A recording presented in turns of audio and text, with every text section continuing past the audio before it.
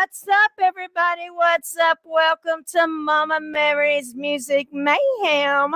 Normally, it is a double shot Tuesday, but today we got y'all a special gift, and it is a triple. Yeah, you heard that.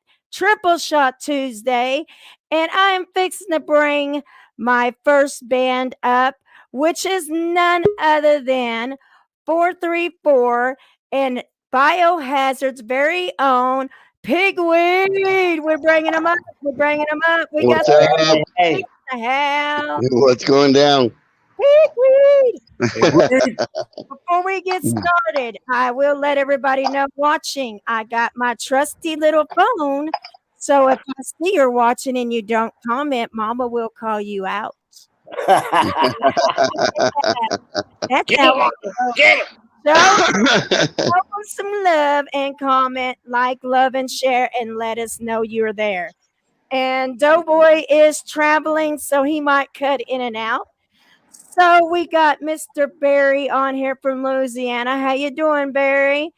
So guys, for those that don't know who PigWeed is, which if you don't know who PigWeed is, you've been sleeping. Nah. But he is a badass, in your face newer metal with a twist.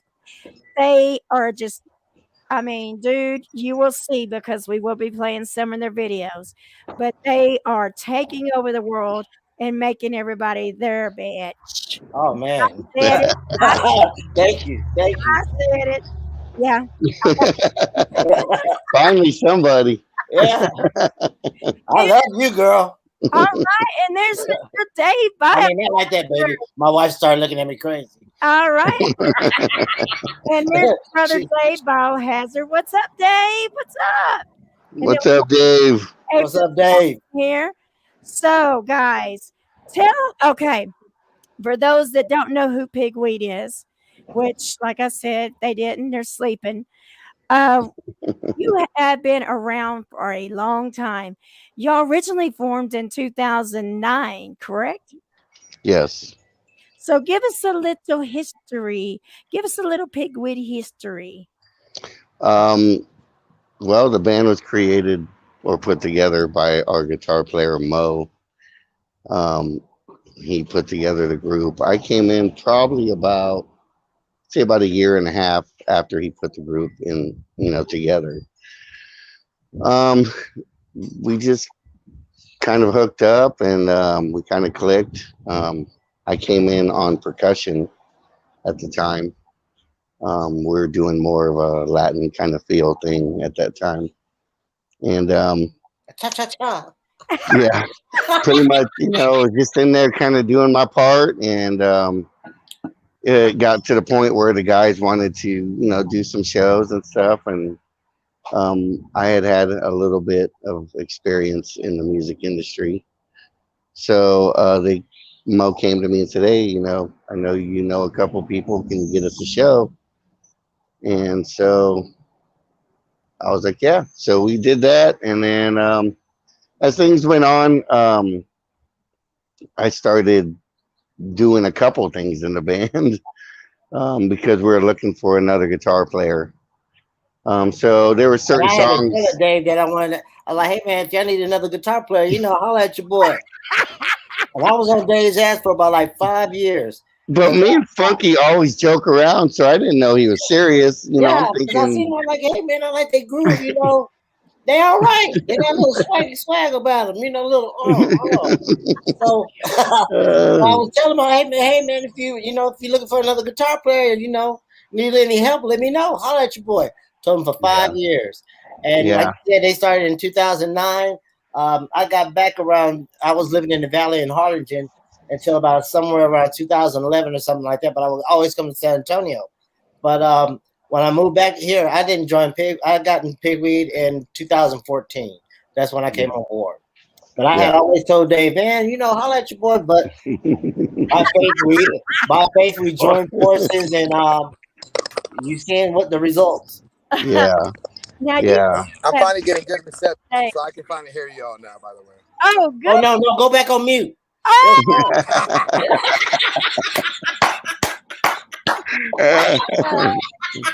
Now you guys have shared this stage with artists Butcher Bass, 12 Stones, 10 Years, Mushroom Head. Dude, the list goes on and on. I mean, Drowning in a Puddle of Mud, Power Man 5000. Dude, y'all have been kicking butt and taking names. Yeah, trying to get out there, you know. Yeah, we had to do a little bit of what every beginning band had to do, and that was, you know, pay our dues, get out there. We had to sell tickets for shows. We had to do all that stuff, and you know, we had to invest here and there. You know, it's just part of the industry and what we do. But we did all that, and we got through the hard part. The hard part was actually finding the right members. I mean, we had so many members that came up to step up to the plate, and they were ready to go from what we thought.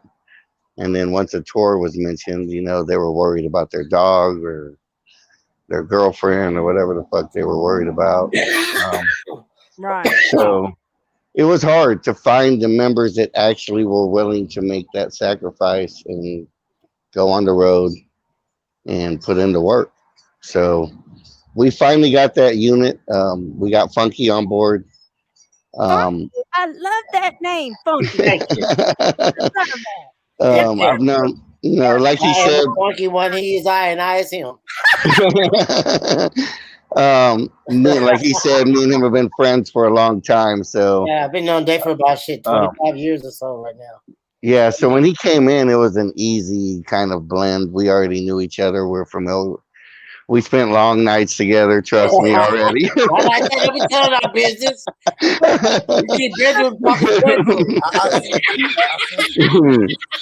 We're gonna get some road stories a little later. Oh yeah. Don't do that. You don't want to do that. So, but you know, we went through the standard member changes. We had another person up front for a little while.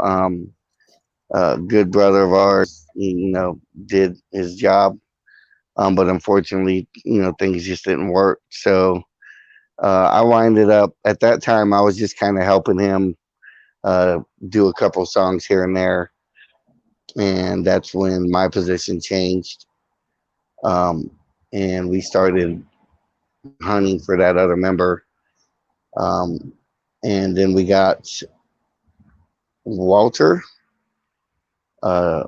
Walter came on board, and man, he just kicked ass from the beginning. He was just on it. He we had making sure he was learning that shit in between that person and Walter, but Walter's the one that wanted out.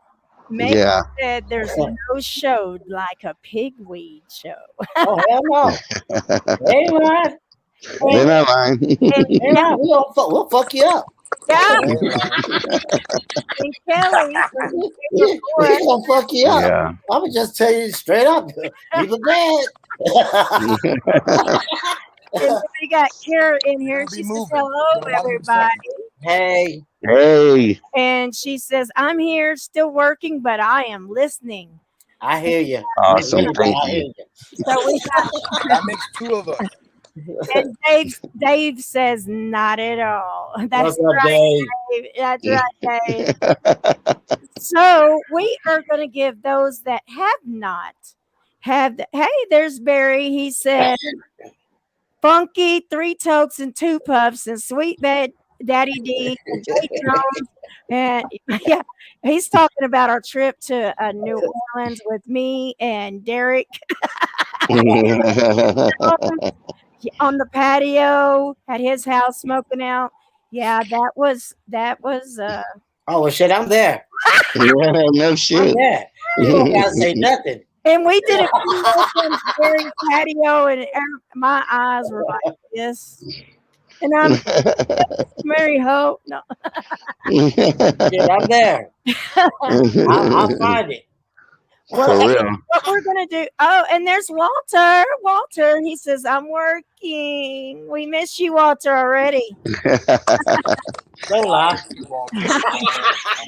So what we are gonna do now, before we go into any more details, we are gonna bring up Pigweed's official video, "Save Me," and we are gonna watch it with you fans and Pigweed.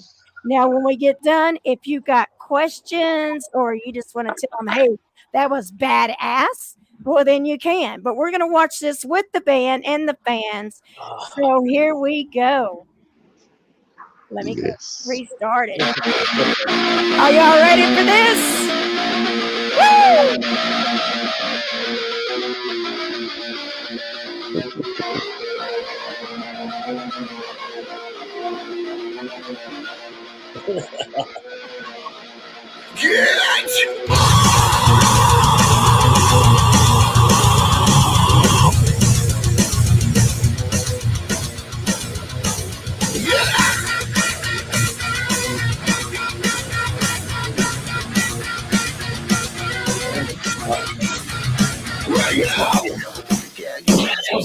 There's a little bit of life in your misery, but you keep on fooling your shit.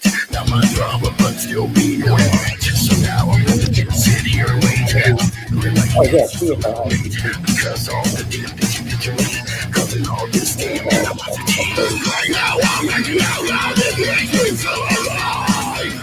Everything the ass will say, I think I'm trying to survive. Won't stop till the end. You said another is crucified, but I killed you. What's before? Well, damn, well, you haven't died. So now I'm gonna just sit here and wait. I'm feeling like it's just a little late because all the damn things you did to me. Just damn right now, I'm like, every time I think about that fire part, I crack up on the TV. I crack up at that part every time.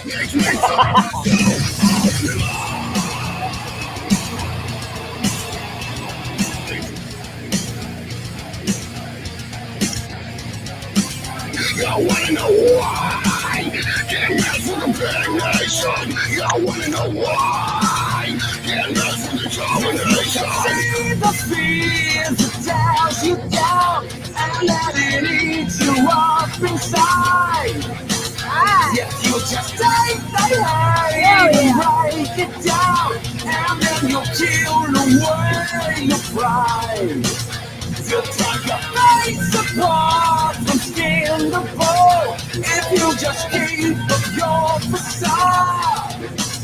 You push away the ones you've always known, and in the end you're just a fraud.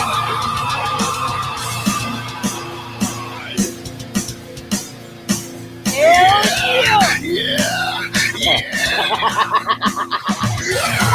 Hear that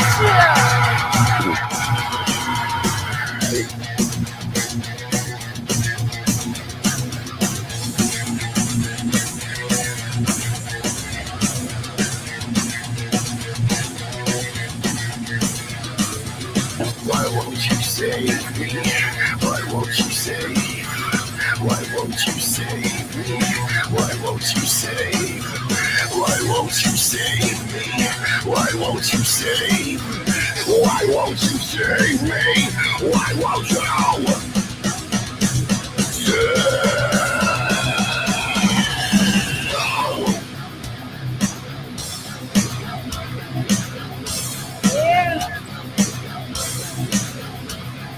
No! Woo! Woo! Yeah. Get your son. Woo! Get your son. That's what I'm Woo! Woo! We'll fuck you up. Get your right. Hey, boy, you know shit. All right, guys. Now you can go to pigweedband.com and buy you some pigweed merch. Get your son. Forget to buy some damn merch, man. That's what Mama Mary said. Don't make me come hunt you down. No. Get him, Mama. Get him. Go, girl. Kelly Get them. dig it, badass. And let's see, let me go back because people were commenting. Let's see, hashtag PIDWEED, bitch. Oh, that must be Megan. That's Megan. Megan. That was Megan. Megan. Dave, before I started the video, he said, "Oh God, hold on, fuckers."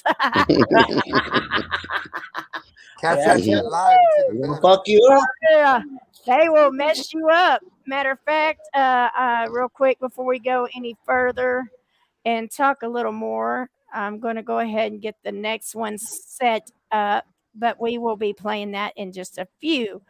So we're going to go from this side. And so, Dave, give us a little background on you, brother.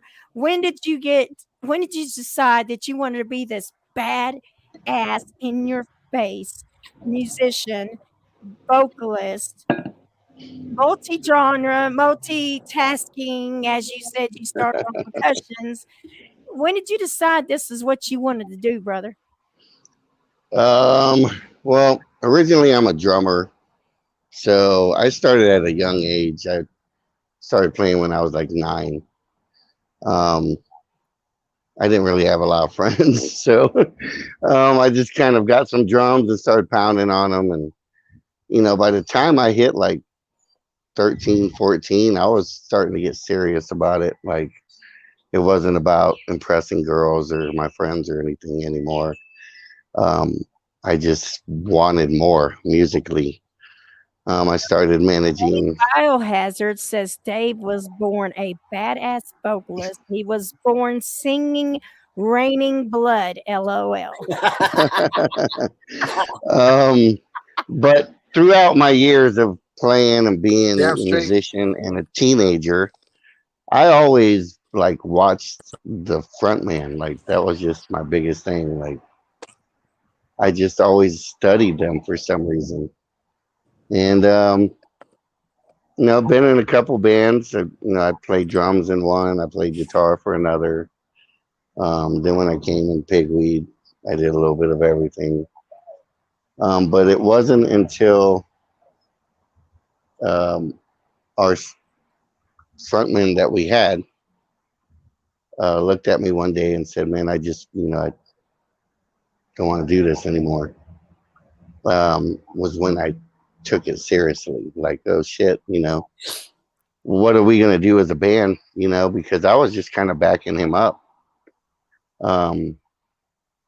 And so we had material already in the works that wasn't being worked on. And right before that happened, I started showing Mo just vocal ideas, like, "Hey man, let's try to get him to try this," or And so when he left, Mo was like, "Fuck it, try it." And so I was just sitting there one day, and next thing you know, I'm standing in this booth with this microphone in front of me, going, "Oh fuck!" Like, what the fuck is going on here? But I took it seriously, because that was going to be my part in the band. Right. And anybody who's known me for a while knows how big of a dream this is for me. So I take it very, very personally. Well, you're damn good at it, brother. Now, Funky, Thank you. give us a little history on you, my brother, and then we're going to go over to Doughboy. Oh shoot! First time when I knew I wanted to be a musician is when I seen Ernie Isley and the Isley Brothers.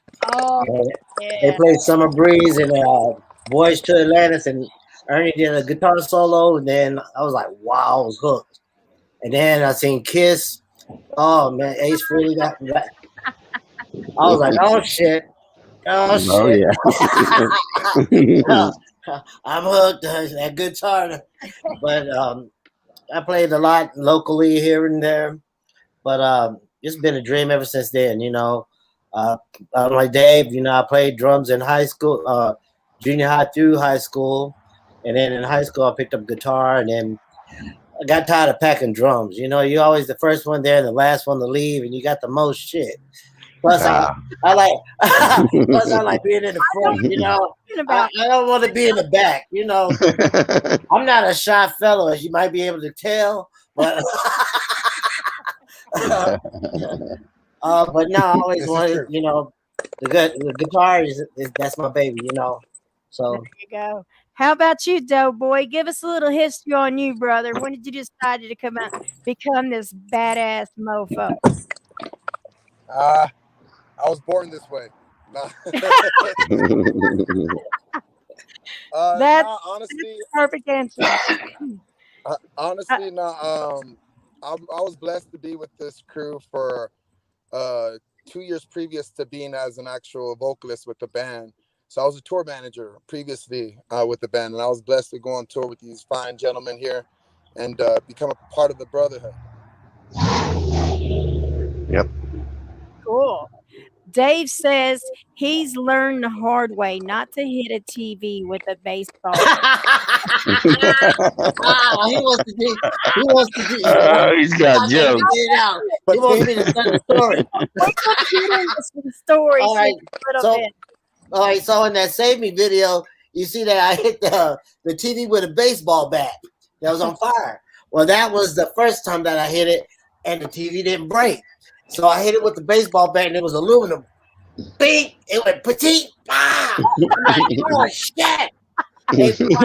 My hands were vibrating. Felt like bees were all over my hands. I'm like, ah! So my high ass said, "Fuck it, I'm gonna use this wooden bat." I said, "Fuck it, roll tape." Got wound up. Boom, petite. Ah, shit! we got it on video. Check out on our Facebook page. It's nothing.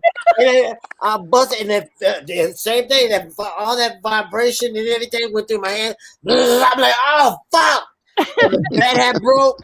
I'm glad I had taped it, but I hit it that hard. So I learned my lesson not to hit it with a baseball bat. But I fucked it up with that sledgehammer in the end. Walter, your drummer, says, "That's me. Nobody helps load and unload drummer line."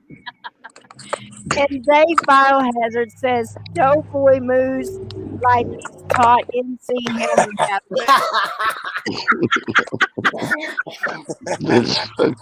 Hammer time.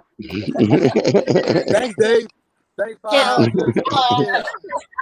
Can't touch this now. He go, oh. You can't touch this. Megan says they are not just a band; they are family. It shows on and off stage. Yeah, we are. We get along. That is awesome. That is awesome. That's the biggest thing about being in PigWeed is that we have to. I mean, we travel in a small van, a 1970-something good time van with the shag carpet and shit like that in there. Shag wagon. Shaggy wagon, man. Shaggy wagon. What you got? Shaggy wagon. And you got eight hefty motherfuckers in there, so you know you better smell some ass. Ass and ball sweat. That's how you smell. Ass and ball sweat. So tell us about your wonderful badass drummer Walter that can't be here today. Y'all give us a little story about him. He's not here to see himself except for home. So it's I don't ever say he was brought in by our other guitar player and other brother Chugs. He was brought in by him, and you know, like I said, he came in and he was the first drummer that we really kind of dealt with that came in and just wanted to learn it the way it was done on the album. He literally took it piece by piece and learned exactly how it was on the album.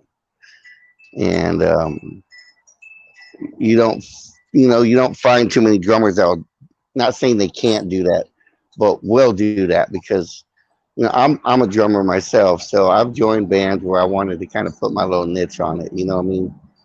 But professionally, if they already have a CD, you need to learn that CD exactly how they have it. Yeah, if they're Because it's already been put out. band, you come in and you do what they've got Right. the way they have it. Then when you work on the new shit, that's when you put your stank on it. Exactly. Yeah, So there you go. Put that stank on. I like that girl. You go, girl. You go. Go, girl. that was the one thing about Walter is he came in and did that. And you know, he's a damn good drummer. We are very proud and happy to have him a part of this band. Yeah, and So he fits right in with us. I mean, he fits right in there, right in with the brotherhood and everything like that. You know, that's the main thing.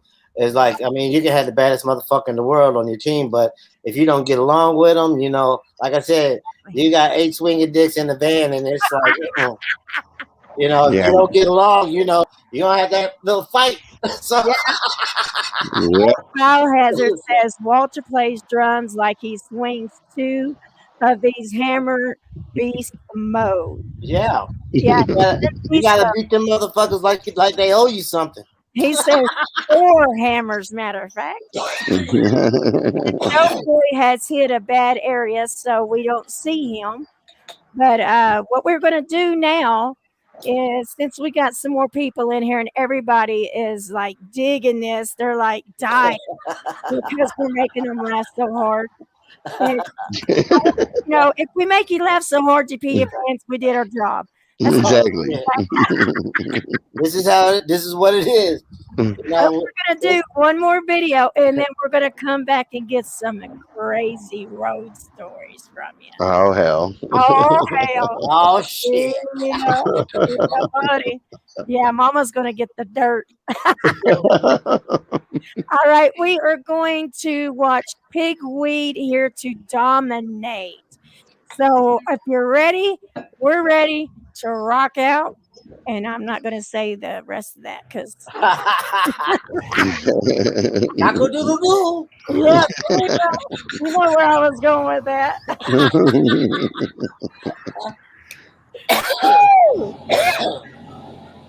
Happy Tuesday. Woo-hoo. Let's see what's going to happen here. And I'll tell you my sledgehammer story after this funky. Oh hell.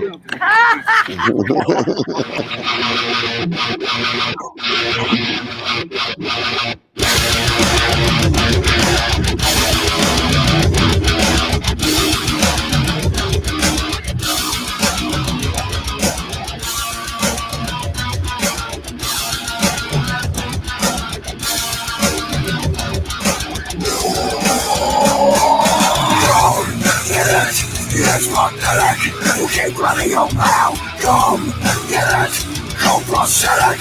We will knock you out. Come, get it. Yes, fuck that. You keep running your mouth. Come, get it. Go prosthetic. We will knock you out.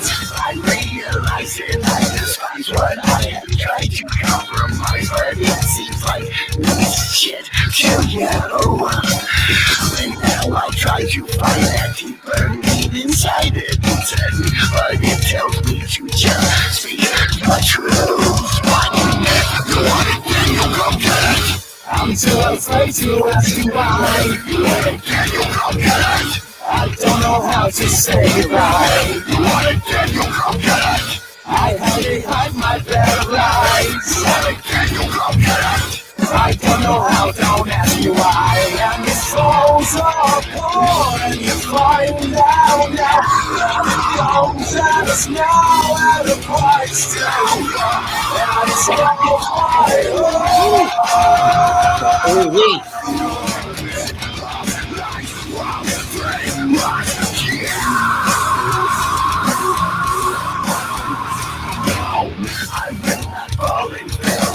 temptation is your fucking friend, but this all still does not do shit. Every day. Steppers all deep within, I'll never know why or when I still stand up and I speak the truth. Yes, they are, Jim. Yes, they are. I'm too afraid to ask you why. You wanna get your come get it. I I don't know how to say goodbye. You wanna get your broken? I have behind my bad lies. You wanna get your broken? I don't know how, don't ask me why. I'm so cold and it's falling down now. And it comes at us now and the price too far. And it goes my home.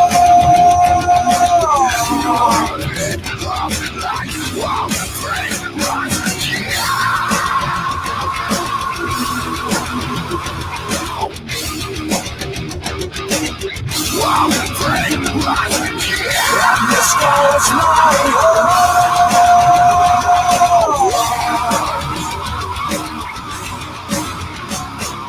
Come, get it, let's not get it. You keep running your mouth. Come, get it, go pathetic. We'll knock you out. Come, get it, let's not get it.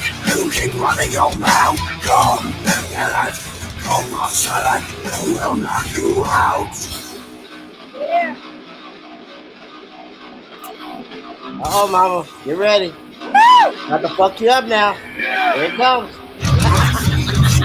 Now, don't tell me to get over it. I can see right through you now. Well, here to come on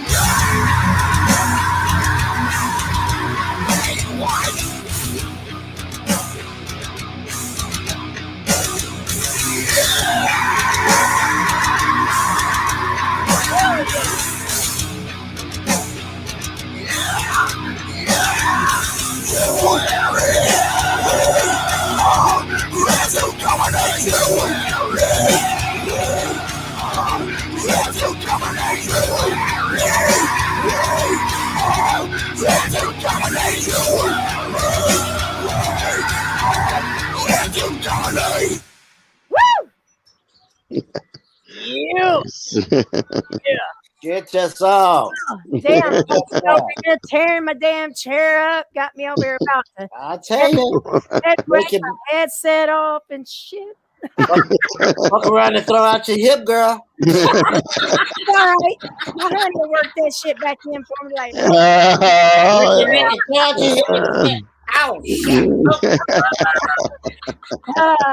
Dave Biohazard says, don't sleep on PigWeed. You're going to be left behind because almost untouchable now.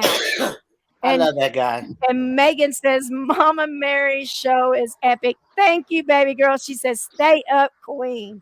Oh, Mama just has fun. It's all about the bands here, baby.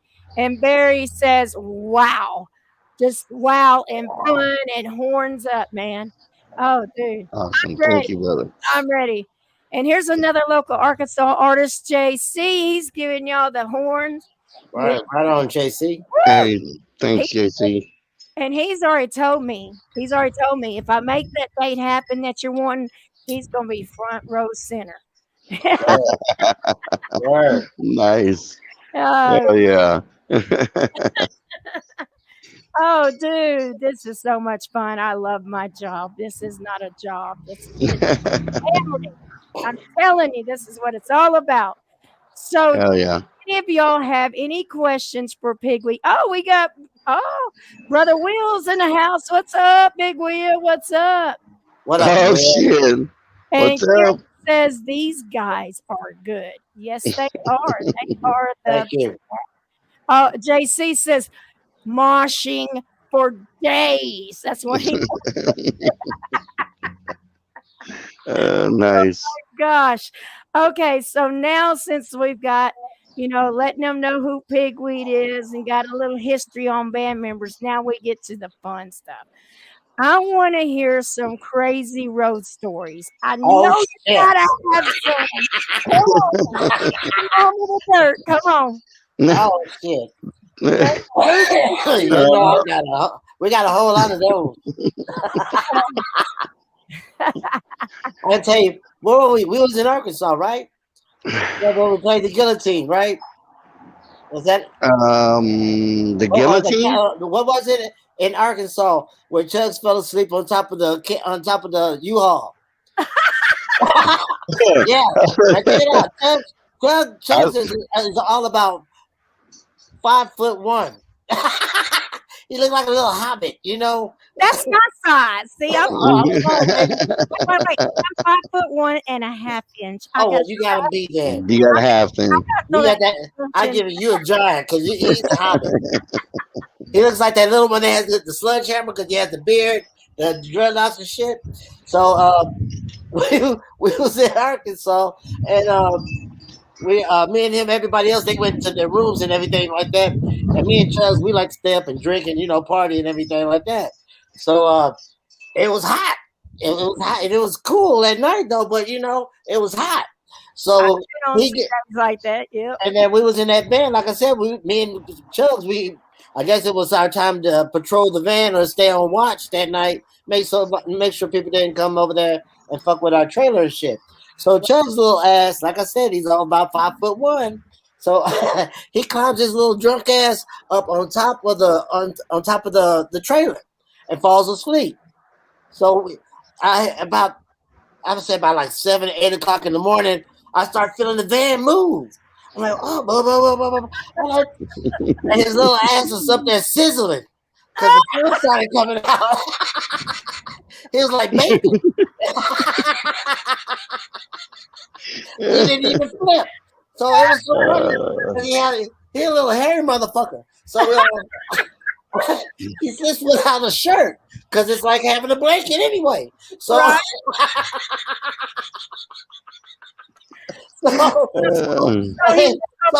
So he didn't flip. So on the front of him is just like lobster red at 8 o'clock in the morning. And like I said, he's all about 5'1". So he's up there trying to figure out how the fuck he's gonna get down. I laughed my ass off. I just sat there and watched. Figure it out, dude. Figure it out. and it was sizzling. And then there's another time, you remember our former drummer. I was going to tell you to tell that story. Our former drummer played a dirty trick. Now, see, we like to smoke. So we was in Illinois, and they had a basement where we could go in there and go smoke at and everything like that. So we were down there, we boom, boom, boom, and then the person that was running the tour, because we was on tour with AKC, and they came down there, they were like, oh shit, it smelled like weed down here. Like, yeah. Want a hit? So the guy, our drummer, at the time our drummer didn't smoke. He was all right.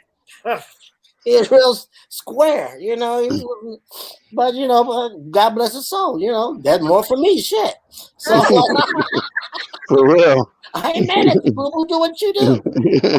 I'm gonna keep on puffing. So he said, "Hey man, they said no smoking," and he was reading a sign. I was like, "Man, you playing? Don't play.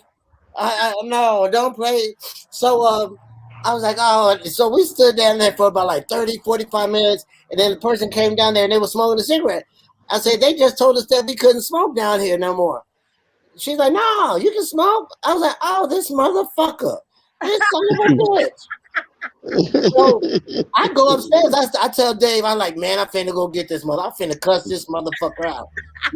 There's two things you don't fuck with me about on the road, and that's my chicken and my weed. Because I need both. You ain't lying. I ain't lying. Then when you come to Arkansas, you need to go eat at Sticky's Rock and Roll Chicken Shack. Oh, well, shit. Oh, shit. Let's go. Yeah. Ask Big Daddy D, ask Eric about Sticky Fingers Chicken. There we go. I delivered posters. Yeah, what was it, last week? For show I got coming up. And I videoed me walking up Sticky, and Eric's like, I hope you eat so much you get diarrhea, damn you. I hate you. Oh, no. You're going to be Sticky's, all right. Sticky's is his favorite chicken now. But check this out. So I go upstairs, I go upstairs because he said he went to go get something out the van and everything. So I go upstairs, and like I said, when he left, we stood there for about like 30 minutes. Now, he's a big guy, too. So I go upstairs, and I go to the van, and he had locked himself inside the van in the back. He's a big guy. So he couldn't fit in the 2 front seats to get to the door to unlock, to push unlock, because the side handle didn't have a lock on that door. I mean, it didn't have a button where you could pull it. So he was stuck in the van for that 30, 45 minutes. Oh, no. Will Williams says, I play a tight harp if you need another member of the band. And then Pat Mason says, oh, that boy Danny Young, I love you. That's my man. That's my man. What's up, Mason? And then Michael says, good story. Sorry. Yeah. He says, what's up, my brother? So we apparently lost Doughboy, which he was traveling. So he probably got in a bad area. So we will miss you, Doughboy. So guys, what is to come? Tell us what's coming up for Pigweed. What does Pigweed have that you can talk about? Oh wow! Well, now I know it's crazy. It's crazy that you mentioned that, because there's 2 festivals that I know that you're on that you can. One you can talk about because you already announced it. Yeah, one I can talk about for sure. But what's crazy is that when COVID came out, I had a lot of friends of mine, local people, friends in general, tell me, right now no one can play, blah blah blah, and I kept us going through the COVID. I mean, there was no way that we were going to stop. I got to be able to do that little run in February. And once we did that little run in February, I mean, I've been so damn busy lately, just off the little, tour run, whatever the hell you want to call it.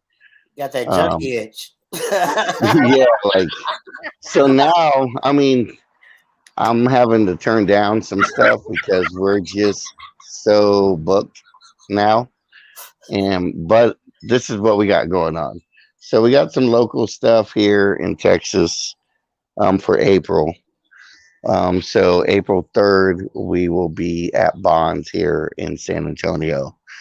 So this coming Saturday. So all of our Pigweed familia come out there and hang out with us and have a good time.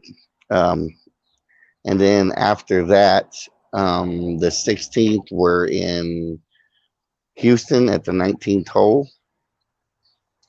And then the 17th, we're in El Paso at Rock House Bar and Grill. And then we come back, and the 23rd of April, we are at the Arcadia for Zombie Fest. Yeah. So we kept everything in Texas for April. May, we have in the beginning of May 7th, we got Houston at the BFE. And then we have a tour coming up that's I think it's like 10 days long. And we start right? Yeah, we do May 13th in San Marcos at the Ragnar at the compound. And then we do Bonds on the 14th. On the 15th, we are at the BFE Club for 15, I think it's 515 Fest. And then the 16th, we're in Austin. We have a couple of days off. And then the 19th, we're in Arlington at Mavericks. The 20th, we are in Oklahoma City at the Blue Note. The 21st, we're at the Shrine in Oklahoma, Tulsa. Shrine, yeah.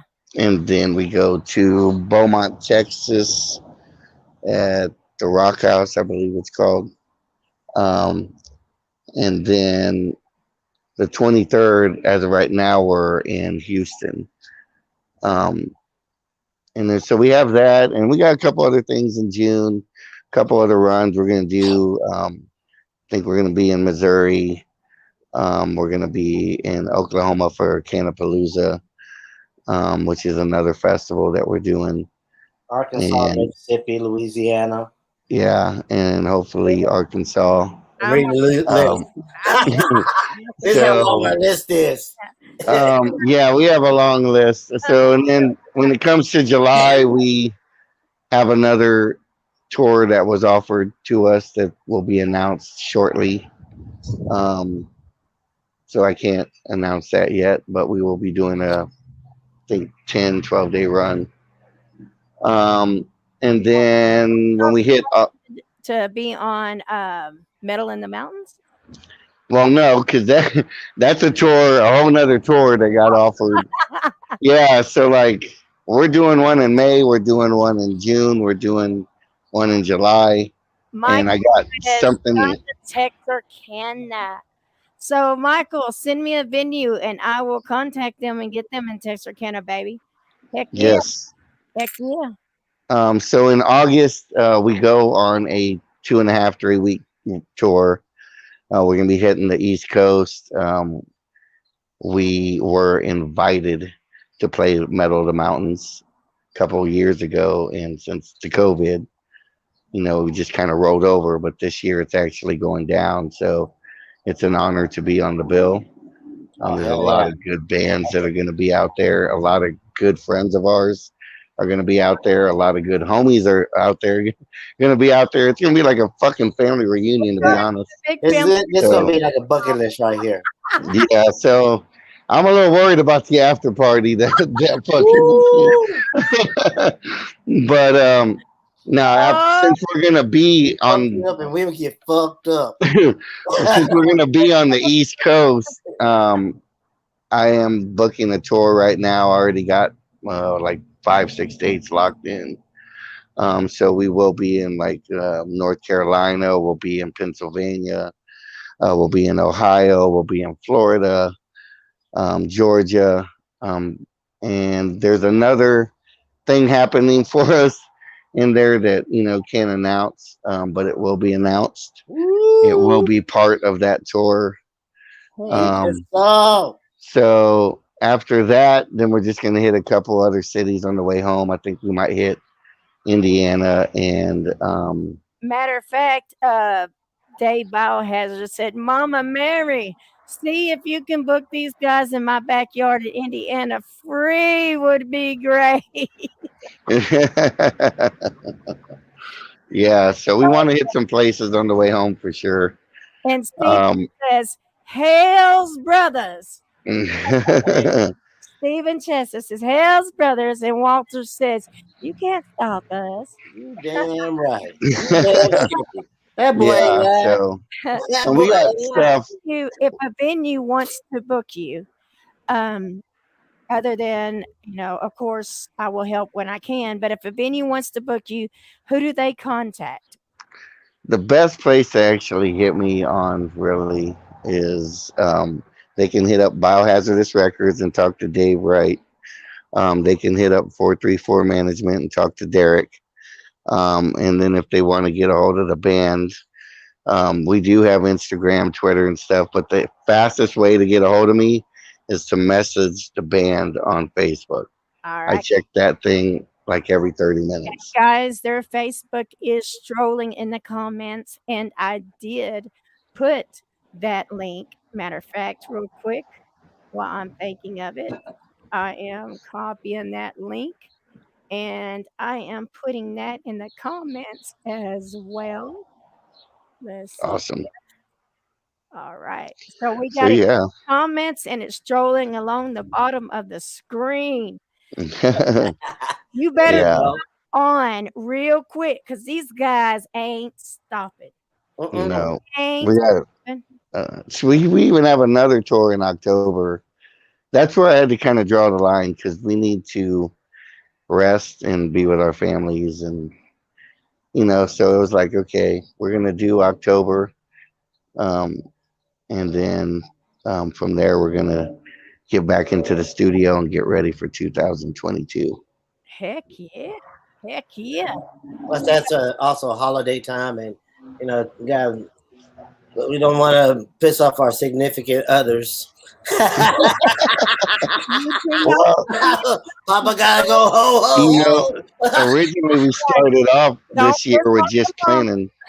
Yeah, right. You know, we were just planning on doing 2 tours this year, and we were winding up doing like 5 or 6. Yeah. So, yeah. So this year we're definitely on the grind, and next year is going to be even better. So keep an eye out. We have another single coming out in the next month and a half or so. It's pretty much done. So we are getting everything ready as far as some video ideas and everything. So keep an eye out. Yep. Check us out. For you. And I tell you, Funky, I would tell you, my, oh God dang, not baseball bat, my Sledgehammer story. My sledgehammer story. Okay. I have 4.5 acres out here. Okay. Oh shit. At that time, we didn't have a light that was off the porch. So I was letting my little dog out. He was at the end of the porch going, "Arr." So I didn't know what it was because we're in the country. Okay. So it could have been. I didn't know. So I got the sledgehammer and I'm going down there and something starts hissing at me. I'm thinking it's a snake. Okay. I'm thinking it's a snake. So I just start slinging this sledgehammer. You hear me? I start slinging this sledgehammer. And I'm slinging it. It was the possum. It was a possum. And that possum. I didn't know that possums played possum. Okay. I'm a country girl. When motherfuckers hiss at me, I think you want to battle. Yeah. Especially if my black ass is running. Fuck that. So my son down on the porch, he goes, well, it's my stepson. He goes, Mary, what the hell are you doing? I'm just swinging this damn thing. I'm like, I'm killing this son of a bitch. You done hissed at me. And I'm sitting there saying, he goes, what are you swinging? Oh, fuck and he comes down. My husband comes out. They're like, Mary, it's a damn possum. And possum was playing possum, so you would leave it alone. I said, it hissed at me. So I beat it to a pulp. Did you eat it?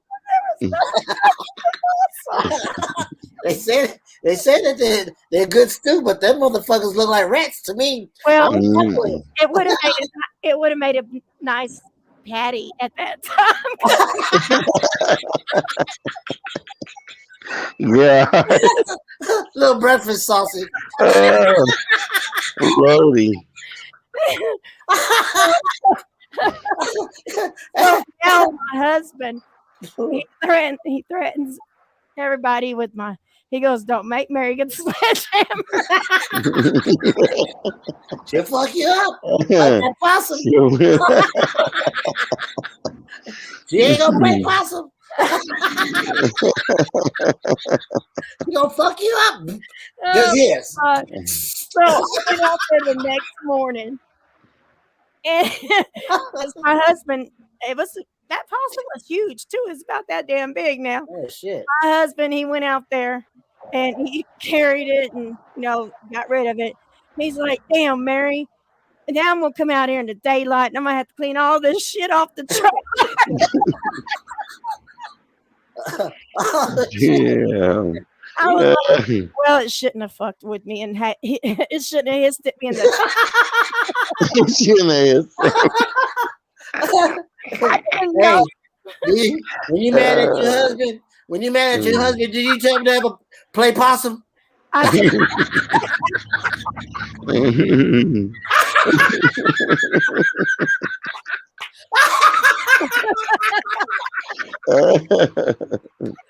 Oh, Lordy. I'm just asking. Oh yeah, that's my sledgehammer story. Oh man, you a damn fool, girl. You a damn fool. Oh, but I'm full of fun and I'm full of entertainment, man. That's all I can say. Never a dull moment with Mama. I can tell. Well, guys, I really want to thank you guys for being here. You know, a big shout out to Dave Biohazard with Biohazard Records.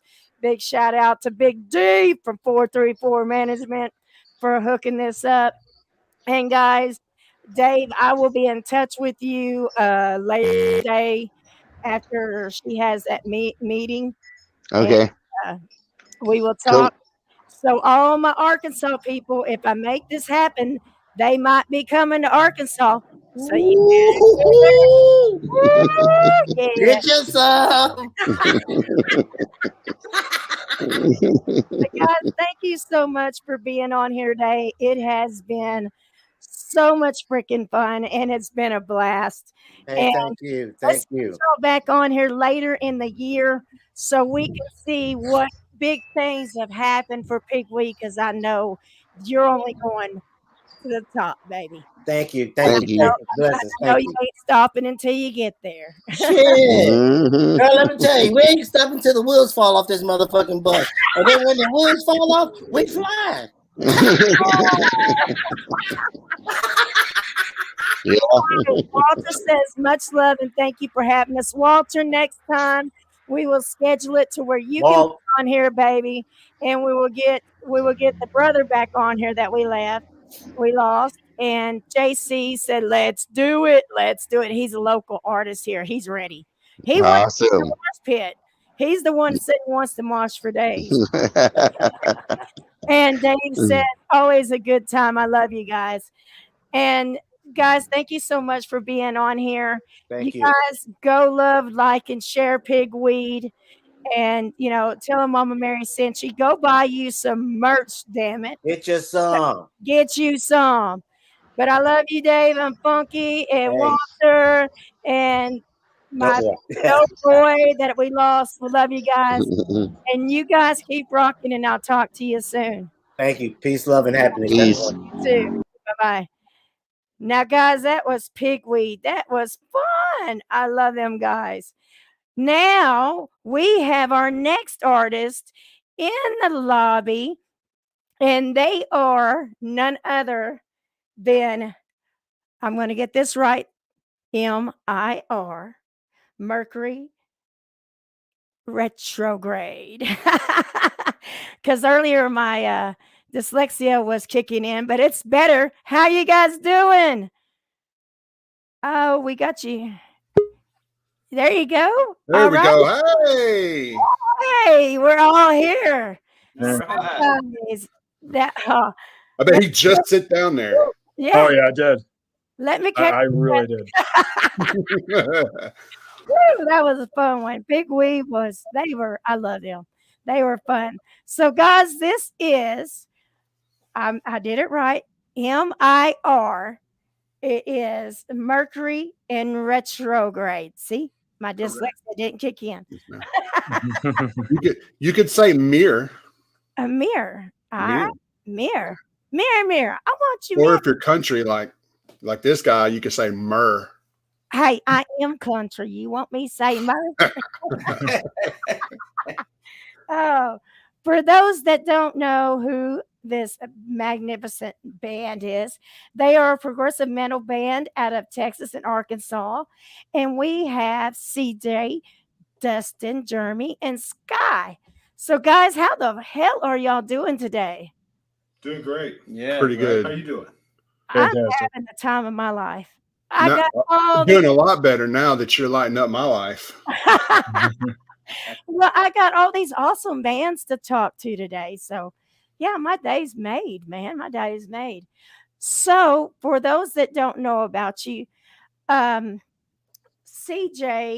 let's see, Dustin, we're going to start with Dustin. Dustin, tell us what you do in the band. I play guitar. History. All right. And let's see, let's go with CJ. I'm also a guitarist. And Jeremy? I just like to sing. Yeah. I love his country twang. Yeah. Hi.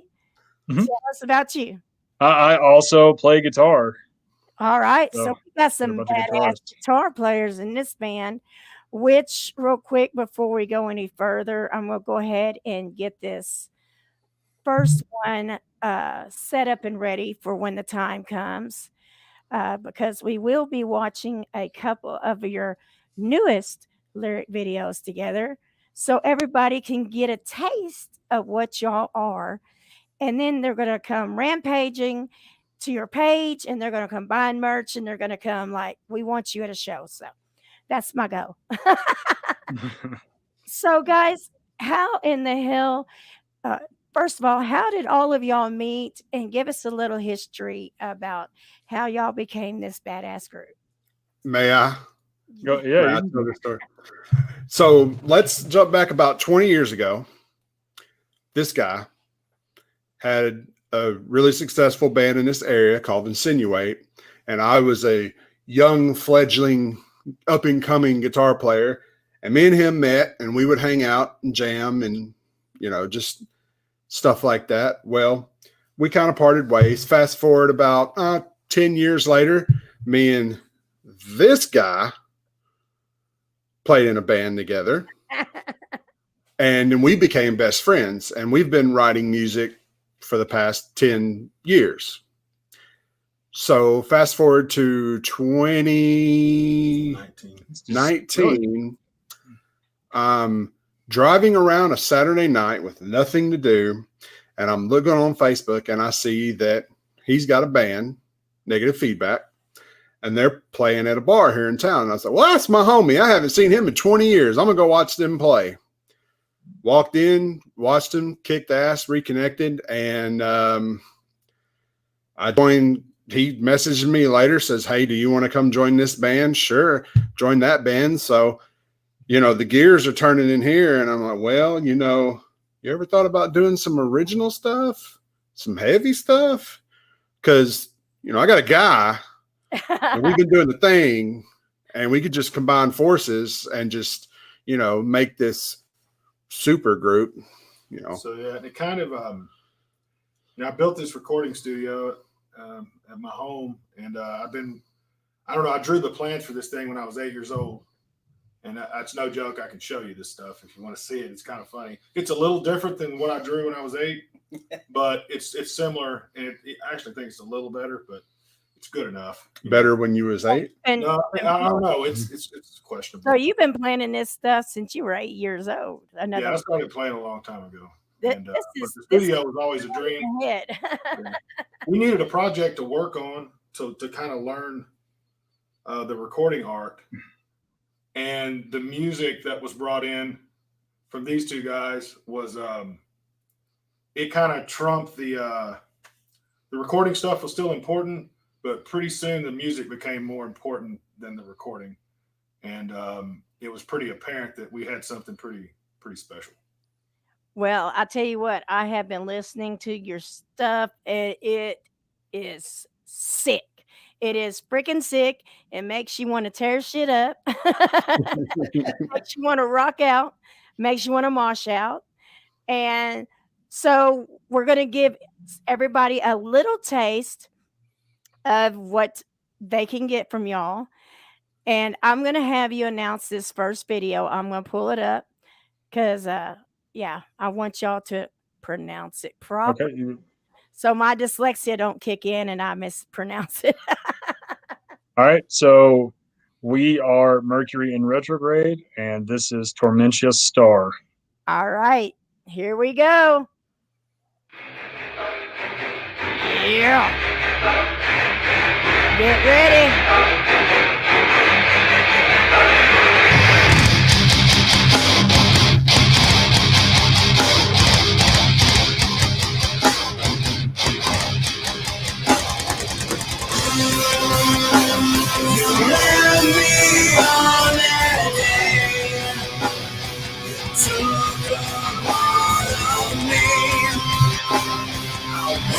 You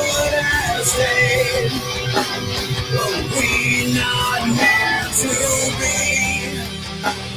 said I love you. Was I just a part of your game? Trusting you like a fool, so you could have your way. My brother was your game. Your downfall is my skull. With the power of my pain, I will destroy your soul.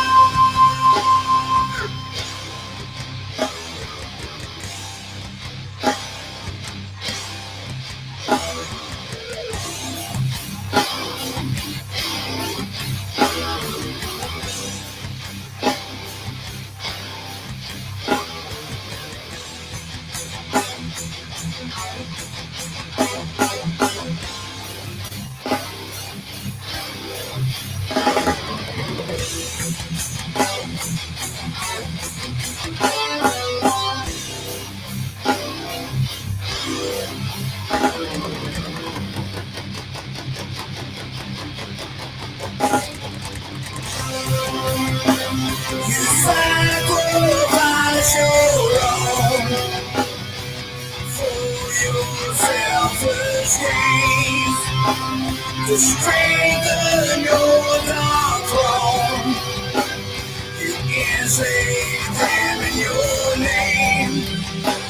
This empire has to end. Your evil must be undone. These walls I will defend. Your end has now begun. My brother was your game. Your downfall is my skull.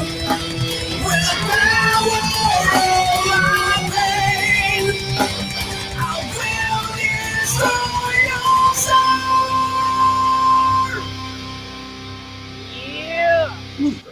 Woo! Yeah. I'm gonna murder that damn star. Yeah. Tear that shit up. Tear that shit up. That's what I'm talking about, dude. I love it when I get a chance to interview bands that some people might not know about, and they get to hear their music and watch it with you guys, and they're like, dude, that band's badass. Where the hell they been? You know, and that's when I get to go, they've been here all along. Where you been sleeping? So yeah, support your local talent. Yeah. Yeah, Support absolutely. your local Support talent, local talent. because there's diamonds in the rough everywhere, baby, and you never know. You And I know, want to give a quick shout out to my boy Brennan Witterstatter. He's a filmmaker that I kind of grew up with, and he works for a film company in Dallas now, and he whipped up that lyric video for me pretty quick and Heck got it to yeah. us so we could have something out there. So Heck yeah. thanks, Brennan. Yeah. I mean, because that was pretty sick. I was going to ask you about that. So give us a little storyline behind that song. Yeah. Give us the story behind the lyrics of that song and where that song came from. Give us a little history. Give you a little bit. Just a little. Just a little. Just a little. So in this song, our main character of this story, this is what you would call a rock opera, except it's a metal opera. My kind. He's found himself in this strange place, and he has powers that he's developed somehow, and he can use these powers to take down what he perceives as evil, and that's this queen. The name of the planet is Tormentia, and the queen is named Lunaria. And that's basically his vow to her, that if I can destroy the star that your planet revolves around, then I can put a stop to your evil reign and put a stop to the way you live and save your people. Man, that is freaking killer. There's a lot more. And you're gonna have to wait for the album, which should be out this year. So basically, with this album, you're doing a metal opera kind of storyline that has a storyline that goes with it. So once you get this full album out, dude, that's gonna be sick. We hope so. It's gonna be freaking epic. I love it. I freaking love it. Yeah, I keep trying to tell make a movie, and we'll do the soundtrack for the movie with the album. I was supposed to say, when's the movie coming out? Right. When we can afford it. Yeah, next year. Because, dude, that I could literally picture that kind of movie. You know what I'm saying? Yeah, that's like some Star Trek. Hey, film producers in Hollywood, you know, Hey, hit us up. We'll sell you the rights. We're still gonna make the music, but we'll sell you the rights to make a movie. yeah, right. Get a little bit of that undercut. I think we're gonna play this stuff for the first time here in a couple weeks live. This will be the first chance people get to hear it. April 10th. And where are you gonna be at? We'll be at Domino, Texas, at MJ's bar. Yeah. It's kind of, we play there a lot with the cover band, Negative Feedback. So we're going to get up there and do our EP, and then we'll go and we'll go have our little fun time with our cover band after that. So it'll be a pretty good party. Yeah, we'll all be up on that stage for about 4 hours that night. Yeah, it's a great time. That's gonna be fun for us. Hell yeah. Let's see. Michael says, turn that shit up. And hell yeah, Michael. So, if someone, first of all, you got a Facebook page. It is Strolling Along the Bottle, and it is official MIR band, not MRI, Mary. MIR band. MIR. Oh, mirror.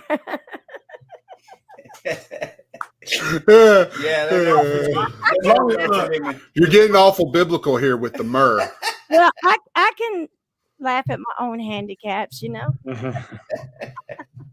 So, some of y'all are from Texas, some of you from Arkansas. Are y'all from Texarkana, the ones that's from Texas, or are you actually in Texas? Tell us. Everybody's from Texarkana, born and raised, I think. Yeah, I came here in '97. I'm actually from Fordyce, Arkansas. I don't know if you know where that is. Yeah, I know where Fordyce is. I'm actually in Haskell, Arkansas. I know where that's at. Yeah. I'm in this little town, but I've been here long enough. I live here now, so there you go. Yeah, ever since I met him, he was in here. So, then.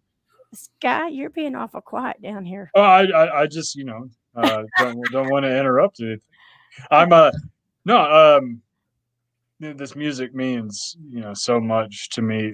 Like it's the concepts from this band really started about 2015, and it really, funny enough, started with me calling Dustin and saying, "Hey, I wrote a couple of riffs. I really want to, get them down and recorded." What ended up happening was I moved to Northwest Arkansas, and I wasn't around anymore. So it was really hard to, bounce these ideas off of anybody from, miles away. So I bought some recording software for my house. It was cheap, and did, put about 5 or 6 songs together, started bouncing ideas off Dustin. And by the end of it, we had 10 songs. And the first recording, it's funny, it's still on my iTunes on my phone, and I hear it. And then I listen to the new Tormentia start. I'm just like, oh man, we've come so far. It's But that's awesome when you can see where you started and how you sounded when you started out, and you can hear the progression and the growth. That's awesome, because that just means that you're moving on up, baby, and you're just going to keep moving on up until you reach the top, and that is awesome. So this Corpse Walker, and that is going in let's see. Let me get it set up. That is part of the story as well, is it not? It is. Ah, A can we at least say what a corpse walker is? Can we do that? yeah. I'm just So leaving it right there. And I'm yeah. gonna let y'all give the back line of this because I already like this metal orchestra. Give you storyline. a couple more spoilers. Yeah. So a corpse walker is a human male without a soul, and and the soul was taken from them. Did I know some of those? I was going to say I know a lot of them. But that is cool. That is awesome. All right. Imagine like a zombie, but it's more or less, it doesn't really look like it's not missing its eyeballs and its skins, but it's very pale. Like it thinks like a zombie. It has no mind of its own, and it just acts on instinct to feed, destroy, kill, whatever. And that's a corpse walker. Their soul's been taken, and you could probably guess who took their souls. Well, it wasn't the guy trying to kill someone, trying to stop someone. So, right. Well, and one liner note on this song. This was the first song that we wrote. Dustin and I actually did this one together a lot, and if you heard the original cuts of this, it's changed about 20 times, just riffs and riffs and riffs. But finally, when we got together, and all three guitar parts played at the same time, and the vocals on top of it, just bring a tear to my eye. So who is the vocalist on these? Me, Jeremy. That'd be Jeremy. Dude, your vocals are sick. Your vocals are freaking sick, dude. You and your camouflage is kicking. Say it louder so he can hear you. Your vocals are sick, Mr. Camouflage. Thank you so much.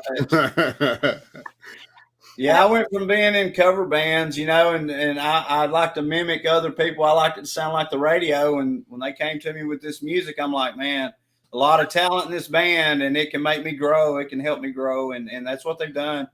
Dude, I'm growing. This is awesome. I am loving this. All right. We are going to go for it. Are y'all ready? Yeah. Now, just a disclaimer. This one is not a lyric video. It's just audio. Yes, this is just audio. But it's great.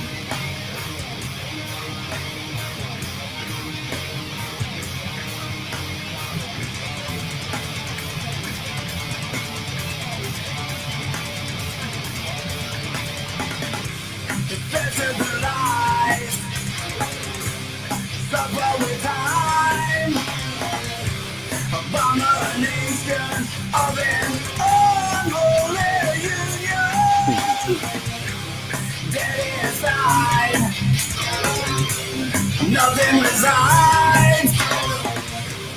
All that's left is a life bleeding, choking, asking, hoping, pleading, misleading. These days are never ending. Growing, growing. Is it all worth dying? A diminished mind is what's left behind. So within our body dies. Faces left behind. They will never be the same again. Losing all that was themselves, left to their own personal hell. They will never be the same again.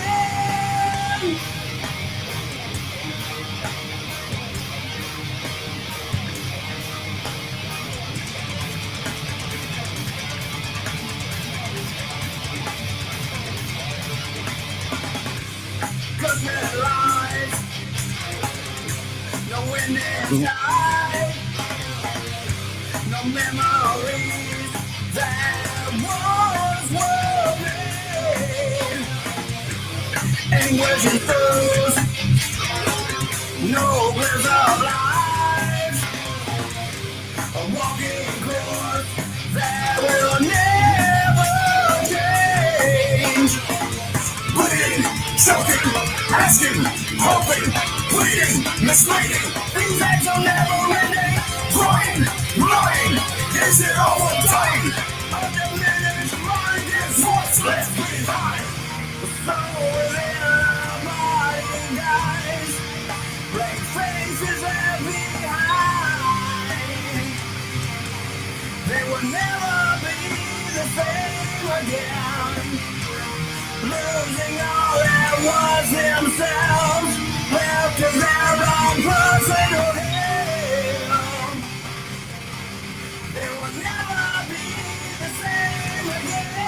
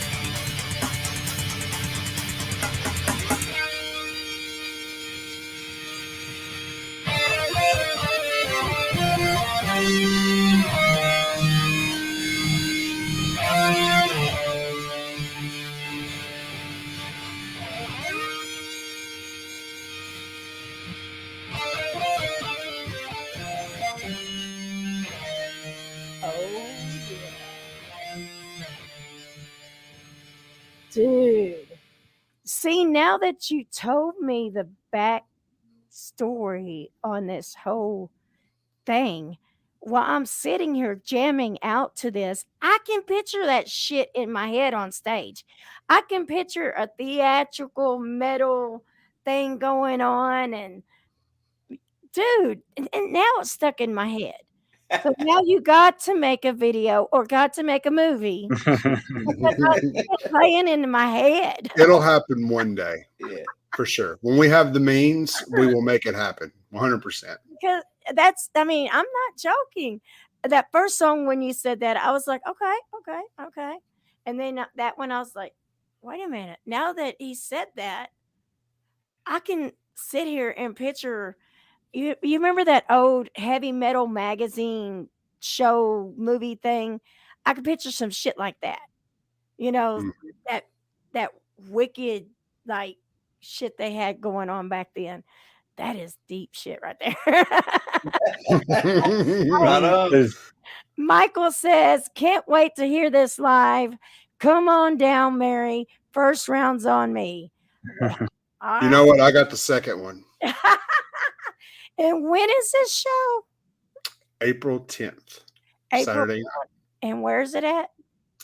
It's at MJ's in Domino, Texas, which is about 10 minutes outside of Texarkana. All right. Let's see. I see my shows on the second. I might be able to work that out. I might have to have a road buddy, but I might be able to work that out. Sounds like The more the merrier. Yeah.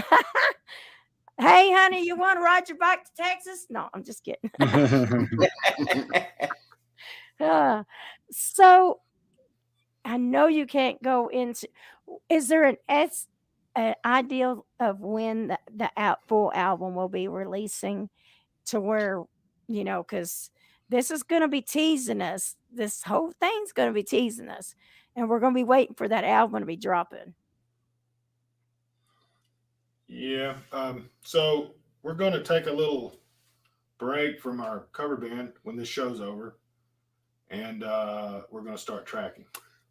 Let's say we start tracking in mid-April.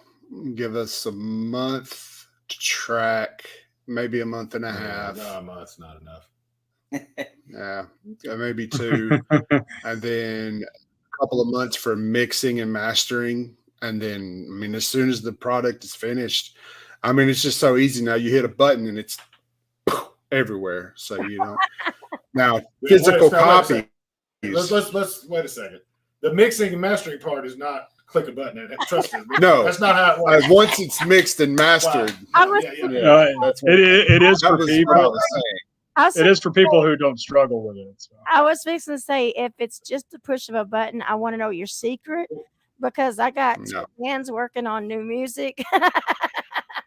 So I guess that's worth mentioning, though, because Dustin and I, we've engineered this, and we've actually kind of started a little studio here. We have it's Tone Addict Studios, and it's right outside of Texarkana, Arkansas. We kind of we were rolling pretty good there at first, and then kind of the COVID thing kind of happened, and so instead of stopping, we just kept rolling on, recording our own music, and in the process, I won't say we're where we want to be, but we're a hell of a lot better than we used to be, and we get better every day. I'm really proud of the work that was done on this. Dude, I'm telling you, these 2 songs are any indication of what the album is going to be like. It is going to be epic. And when you're ready for that album to drop, I would love to get y'all back on here and help you push that shit down people's throat. I mean, because that's what Mama does. Absolutely. Mama, take care of babies. Mama, that gave me chills. The good thing about it is the material's already written. It's just a matter of getting it, laid down. So we don't have to take a huge hiatus to sit down and get in the writing process. However, to my fault, I will continue writing every single day new material, and so will CJ. And it's just, I don't know. It's just how our brains work, I guess. I mean, in my mind, between me and CJ, we probably have another 2 albums written after this. So. My mind works in compartments. So right now it's whatever right now. But when I was mixing and trying to get the album finished, mixed and mastered, he would help, but he would just sit at home. This guy right here would just sit at home and just write riffs all the time, and he's still blowing up our phones with riffs, and I'm like, I can't pay attention to that and pay attention to this too. So what we do is we just started meeting secretly and writing songs. So that's we have a secret folder where we slip new material, me and CJ, back and forth, and we're trying to write. And that way we can get it out of our system. Whether it's used or not, it's irrelevant. It's just a matter of, I mean, I come home from work, and the first thing I do after I greet my family is, well, I'm going to play my guitar for a minute. So Love you, Now, see, Val. Gotta go jam. see, when I get into the songwriting mood, I'll turn out just as much as they have in the past, and some of it'll be good and some of it'll be crap. That's the way it works. But we'll have enough, and we'll be able to create enough when it's time to write the second album. I don't see that there's any reason that our material won't grow and won't get better as time goes on, because we will grow and get better as musicians. Right. Because if we don't, we're not doing it right. That's our goal, and we're doing all this for music. Like that, everybody sitting here right now, we're here because of the music. Mm-hmm. I mean, we're also here for each other, but the music is what connects us, and it connects people in a way that other things in the world and life don't connect you. There's nothing like it. Exactly. Well, I have been strong about this, and one thing that I repeat on every one of my shows: music is therapy. Music Absolutely. is a release from the daily grind, from the just everything you're going through in life. You could put on a headset, get you a cold beer or whatever, sit back, turn that music on, and you can forget about everything going on around you for just that long. And I am so ready for everything to get better and everything to open up back 100% to where people can come out safely and see these live shows, because they're dying for it. People are aching for that, man. They need that because Us included. yeah. And the musicians like y'all. I mean, I've been on stage. I've been that singer on stage. Once you've done that, it's in your blood. There's nothing like it. There's nothing. No better feeling in the world. It is. You would never have to touch another drug, another whatever, because that is the most natural high you could ever get, is to be on that stage and seeing a packed house rocking out to your music, knowing that you are making a difference in every one of those people's lives. Mm-hmm. That's why I've been doing this for 36 years. Right. Yeah. It's just I can't sleep after a short show. I put myself there, but- I mean, you talked about music helping people. There were 5 things that got me through high school: Metallica, Megadeth, Pink Floyd, Led Zeppelin, and my guitar. That got me through high school. Like, I might not have survived. And even recently, I went through a divorce and my mom passing away earlier this decade, in the last decade. And if it wasn't for Dream Theater and Gojira, I might not have made it through that. So I'm just as big of a fan as I know we all are. We're just as big of fans as we are musicians. And that's totally understandable because, recently, I became cancer free, but there were days. Congratulations. Thank you. There were days where I put on a good face, but there was days inside I was just not, I was not feeling it. But I would be driving because I'm a home health nurse during the day. So I would be driving to my patient's house and I'd put music on. All that would go away. Just for that little bit, all of it would go away. And there's been times in my life that I wasn't in a good headspace. Music helped me through it. Matter of fact, I wrote some songs during my darkest days. So, I mean, it's just amazing what music can do for people. And what, I just want to personally thank you for, doing what you do and contributing to, that. And I'm glad you're still here to be able to do it, Dustin. I really am. Thank you. I really am, because this is awesome. I'm sorry. I'm already picturing y'all show in my head.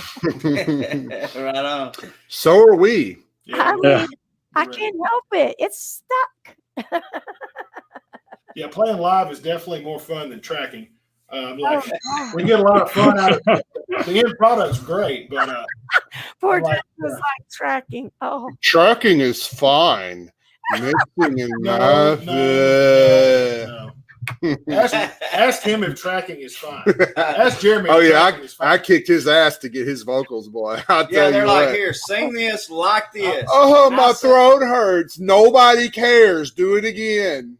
easy job, because all I got to do is set Some up my honey, coat that shit.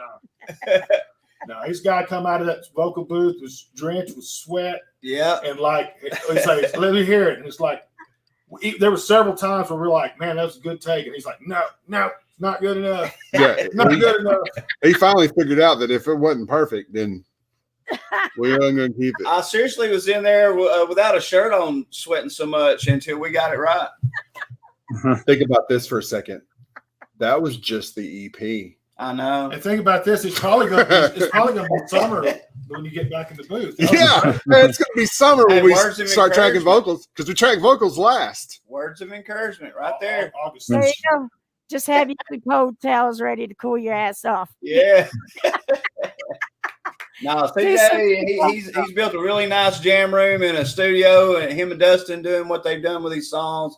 It's amazing. The Tone Addict Studios, it's these two guys, they did it, and it's just amazing. And Sky and Dustin writing all this stuff, and the little tweaks that they put in it, they hear it a certain way. So I'm going to sing it how they want it sung and how they're hearing it, because it tells the story, like you say. And I'm going to tell you what, the tweaks, me and Dustin we'll butt heads sometimes, but we'll usually come to some sort of consensus with everybody.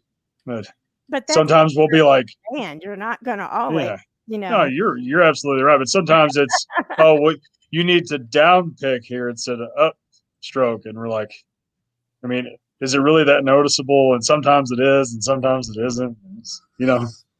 But the biggest thing Where's the tea? today is no matter what, whether you're butting heads or you're getting along or you disagree on something, it's your family. Grab that. Yeah, we got something. We got something here in the studio for when folks start acting up. This is how I settle disputes. Big nice can of twisted tea. You know, I don't know. There's a tutorial on YouTube. There's a guy and he takes the tea and he just right upside the guy's head. It's like a live tutorial. It's informal. So that was actually Sky bought that for our keyboard player in our other band, because I almost killed him about 2 weeks ago. I've been playing with that guy for about 23 years, and I've almost killed him every week for 23 years. But I think that was the one day where he almost died. So that was the thing. Yeah, I got Sky brought the tea and said, "Look, just show him this tea the next time he's acting a fool, and maybe you won't have to kill him." So now we threaten the twisted tea, and everything goes kind of smooth after that. Yeah, anybody goes reaching for the tea, and everybody knows to. Everybody ducks. the meme that will never die. We're keeping it alive. Oh, God, I love it. Oh, damn. Now, when I come to one of We're your, sorry, Casey. It's just a fact. I'm gonna have Casey, I didn't know I was going to be on this stream. We love you, but we still want to kill. So now, when I come to one of your shows, I'm gonna have to order a twisted tea. And I'm gonna have to come up and sit it on the front of the stage and walk off and just smile. It won't be lost on him, I promise you. You'll know what you mean. It definitely sank in. And in fact, if you come to the show and you order the twisted tea and you set it there during the negative feedback set, I'll take the tea and give it to him in the middle of a song and tell him that this was from that lady right there. She said, "You better act right tonight." Right. Right on. Oh, God. Pretty cool. No, we're a brotherhood, though, for real. And that's what it's about. You're creating great music together. You're not, different bands do things different ways, but you've got this metal operatic thing going on, and you're creating a story. So if you threaten each other with a twisted tea every now and then, it'll be all right. You'll love each other the next moment once it's over. you know, you shake hands and yeah, you're my brother still, but just act right or I'm gonna knock you upside the head towards the I'm gonna write a B-side to the first single on the next album. It's gonna be called Twisted Tea. Got her. Oh gosh. If you do that, you're gonna make me laugh so hard I pee my pants. I'm just saying. I already warned you. I know you did. I know you did. And I made sure I went and put on the pins. No, I'm just kidding. I'm just kidding. I'm just kidding. Whoa. That damn old yet. No.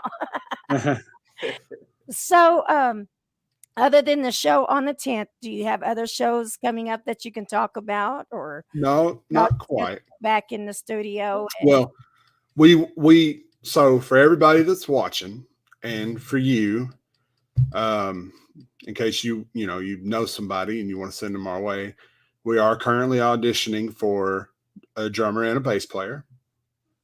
As you can see, we have a big, nice kit here for auditions. Anybody could bring their own cymbals, pedals, whatever, but they don't have to lug the whole kit.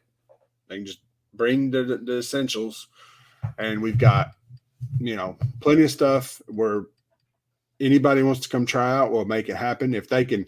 If somebody could come in here and nail those 3 songs on YouTube, So it's not just YouTube. It's we'll also on Spotify, Apple Music. Actually, it's on all. There's a bunch of them. I don't even know. It's on Amazon too. Going back to me pressing the button statement, that's what I meant. You press the button, then your music goes everywhere. Right. So it's on Spotify, Apple, YouTube Music, YouTube, Amazon. All those These places. are Like 3 places I've never even heard of before until we did this. So I know because Somebody's using it. when I released 13X's EP, re-released 13X's EP, and I went down the list that they sent me of where it was all at, and I was like, I've never heard of this before, and I clicked it. It was in Japanese or Chinese. And wow. Yeah, they like metal. I was like, Good. okay, so where do I go find it? I can't read what it says. I don't know what it is. So I was like, okay, so it's over there too. So that's cool. We would love a worldwide audience. We'll take it. Hell Yeah. Hell yeah.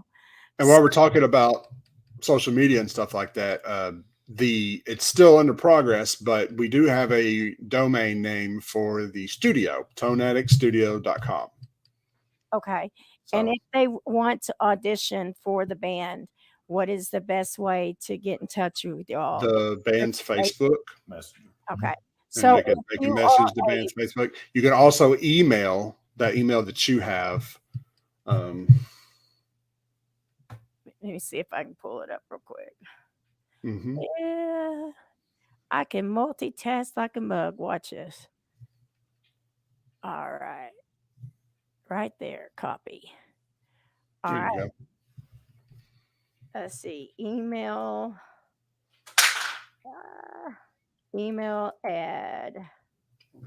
address. Oh, y'all got me good. Y'all have me shed a tear. Bass players and drummers that want to try out for him. Get this right, Mary.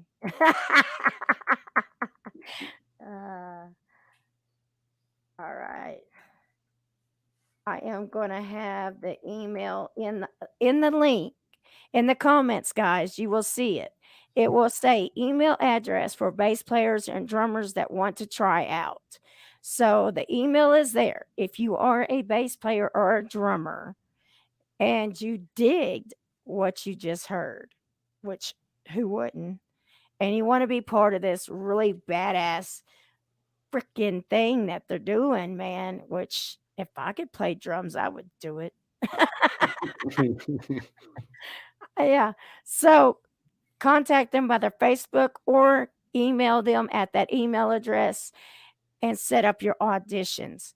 Get in on the ground floor before this thing blows up and somebody else jumps on board, because you never know what might happen. And a shameless plug here for our other band. You know, if we're taking a little hiatus from that, but if there's good gigs to play, like, you know, big gigs, festivals, things like that, yeah, we're interested in those things. We still, because we're gonna need a break from being in this studio grinding like every now and then. It'd be nice. So that band is called Negative Feedback.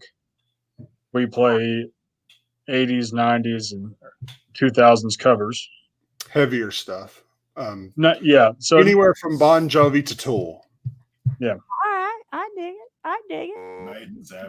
Maiden, Sabbath, Metallica, Alice in Chains. Alice in Chains. We love it. But then we do some Bon Jovi, Kill Journey. Switch. Yeah, we're working on a Kill Switch song now. Kill Switch cover. So y'all got a little bit of everything. Y'all got. Oh yeah, we if like it rocks, we play it. If it's good music, we play it. But it's got we don't. We've had people come up on stage and ask us to play some really crazy. Like I did not heard the last 2 sets, and I'm like, you want us to play what was it? Wagon Wheel? What did they ask for? Brown Eyed Girl. Brown-Eyed Girl. Brown-Eyed Girl. We just finished up Tool, and like Phil followed that up with some Alice in Chains. And she said, "Hey, well, y'all know Brown-Eyed Girl?" And I was like, you know, we might if we knew it. We're not going to play it. I mean, like, it's just mind-boggling. You're probably aware of this. And then we had to tell her in a nice way, "You're just going to have to settle for this Iron Maiden tune." I want to be clear and say that I Wagon Wheel.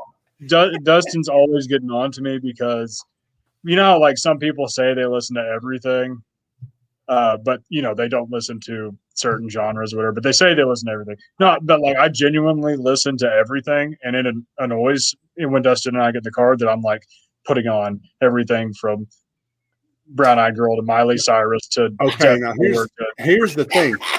The fact that you listen to everything doesn't annoy me. It's the fact that you play it in the car. You will find something to like out of every single turd that goes in your ear. You will find something beautiful about it. Hey, I live positive. I like to think that music is for everyone, and there has to be a little bit from everybody's music that makes somebody happy. You're a better man than I am. So have you ever heard this expression to lean into discomfort and creative conflict? We're the epitome of that, I can assure you. I can see y'all traveling and he put on Wagon Wheel or he put on something and you're sitting there. That is totally something he would do. Yeah, absolutely. And probably going to happen. And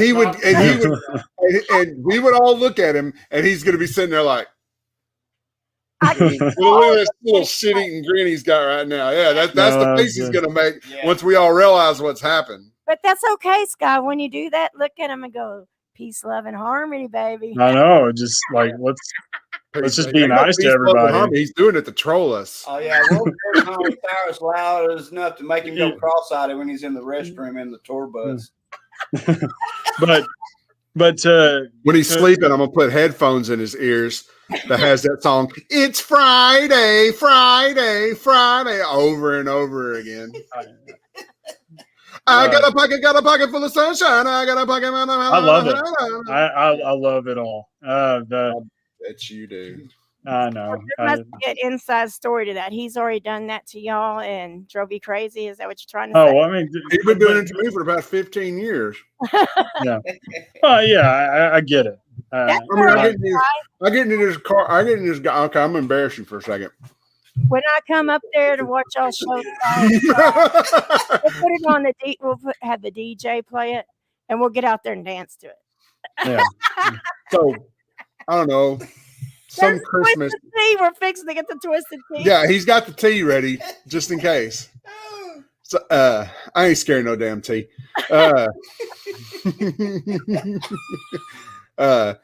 One Christmas, I get in this guy's car, serious face, no troll. He looks at me and goes, "Dude, you know what the greatest Christmas album of all time is?" Now, first I'm in my head thinking, no, I've never wondered that at all. I've never cared to think about what the best Christmas album of all time would be. But I'm like, no, dude, what's that? And he goes, the Mariah Carey Christmas album. And I firmly believe that. And I'm just I firmly believe that. this is my best friend. Just And we proceeded to listen to the album. Christmas in you. I'm a Trans-Siberian Hey, Orchestra I fellow. will tell you, that was one of my first and my favorite Christmas songs. So There's only so many tapes and CDs that I owned in my life, and I owned both of those. So, yeah. hey, my husband used to have this Christmas CD that when I was DJing, he would always at Christmas time, and he would have me play it. And the first time I put it in, I didn't realize what it was. You know, he goes, "You got to play this. You got to play this." So I put it in because it was like it had, you know, "Here Comes Santa Claus" and all this stuff. Well, come to find out, it was all metal. It was all metal. It's like Ozzy doing his version of Santa and what was it? Well, I know that album. Rob Halford did "Oh Yeah. Holy Night." And it Yeah. was just like, "I am Santa Claus." Oh, like Yeah. what the fuck is this? I've heard that. And Yeah. it became the CD that I played every Christmas. They looked for it. They waited on it. You know, they were like, "Give us that Christmas shit." Yeah. The tradition for the last, well, since I've known Dustin, is we always around Christmas get in the car and we usually, you know, we start hanging out because I'd come in from college or whatever. But I would always turn on "No Presents for Christmas" by King Diamond, and it's still like the coolest Christmas song ever. So, and what's more metal than "No Presents for Christmas"? Heck yeah, man. Yeah. Oh my goodness. So Yeah, I can see it's going to be lots of fun. Lots of fun. I can't wait to see you guys live, and I cannot wait to see the whole picture of what this story is going to become. So let's make sure that when you're ready and you've dropped it and it's out there, let's get you on here, say on a Saturday that you're not gigging, and let's feature your operatic, your metal operatic. Let's make it a premiere or something, you know, something like that. Sure. Let's showcase Absolutely. let's showcase it, and let's sell that. Are you going to do any vinyl when you do it? Are you going to put it on vinyl? Vinyl. Oh yes. You So- don't want to talk about this vinyl. Yeah. So this is definitely a thing that was a non-negotiable. Yeah, I'm so big into art, and especially album art, and that's something we talked about. Now, getting vinyls printed, I think is not exactly cheap, but we do want to have quite a few. So. And it will be a very limited run on vinyl. So it's going to be one of those things. If you want one, get it. You're gonna pre-order it, maybe. Right. In So fact, we'll probably take pre-orders on vinyl, and then however many pre-orders we have, we'll round up to the next package available, and we'll order that many. So we'll have some left over, but all the pre-orders will be filled. right. There you go. Make it But we do have physical copies of the EP, and they should be here, and they should be on sale April 10th at the show for $3 a piece. awesome. Cheap enough. Awesome. And we'll definitely have physical copies of the album and vinyl and everything else. Whole Awesome. merch line, t-shirt, posters, all that cool stuff. Heck yeah. So you heard it here. They got a show. Tell them where your show is again so everybody hears it. It is April 10th. Where? MJ's in Domino, Texas. Be there or be square. And if you are watching and you learned about the show from here and you walk in, go to the merch table and tell them I heard about you on Mama Mary's Music Mayhem. Right. And tell them that crazy hooker told me to get over here. No. So I'll make an offer right now. If you come to the merch table and you mention Mama Mary, I will sell you an EP for $1. as opposed to 3. Looky there, people. We'll sign it. There you go. So all of my Texas people, go get you some. Get you some. But guys, we'll keep you in great. the loop on where we're at, and we'll get that going. It's hard to put a hard date on it, but before next year. I know that's the sooner the better for us, but it's got to be perfect because I think you've already figured that out. Mm-hmm. We're perfectionists, so that's just. Well, the COVID put such a struggle on the negative feedback cover band thing where we couldn't play anywhere, and they had this going, and asked me to step in, and I was honored. The music's killer, and so it opened doors. It closed doors on one hand, but it opened doors on another, and I guess it was a blessing in disguise. Even though all the lives lost or whatever, it's still, I guess, what they say, shit happens for a reason, right? Everything happens for a reason, sweetheart. And like they say, when one door closes, another door shall open. And like you said, maybe there was a reason so you can be with these badasses and doing this killer ass music. Yeah. And, kicking ass and taking names, and giving you a chance to be locked up together and smashing each other with some twisted tea and and jamming Miley Cyrus. And jamming Miley Cyrus. There you go. Oh my word. While kicking ass and doing some metal. There you go. Yeah. Nothing We wrong. We might have to make Miley Cyrus our intro song for our shows. Sounds great to me. That's clearly a joke. That's not happening ever. Never will it. Never. Scott, don't even think about it. It's not going to happen ever. We made decisions on consensus. So, But we're not going to run you over, but we do want to thank you for having us. Absolutely. Yes, very much. yeah, thank you very much. No problem, sweetheart. It's my honor. And like I said, guys, I'm so glad you got in touch with me and I was able to get you on here. Let's get you back on here later this year and hear about, the progression you made, or if the albums come out or the videos. There will be a full-fledged music video. I'm telling you, it's in my a head. yet to be named song on the album. It's for it not one of the 3 that's on the EP. I can't wait for it to drop because I just want to see if what I was picturing in my head is what y'all actually do, which I'm pretty sure it is. So that means the concept is working. Yes. Because you want to know what happens. Uh-huh. Mm-hmm. Right. Marketing 101. Give them a little bit. Don't give them all of it. Give them a tease. Give them a taste. Mm-hmm. Well, definitely thank you for having us. And we are truly, truly appreciate the fact that you dig our music. And anybody that's watching that digs our music, we appreciate it.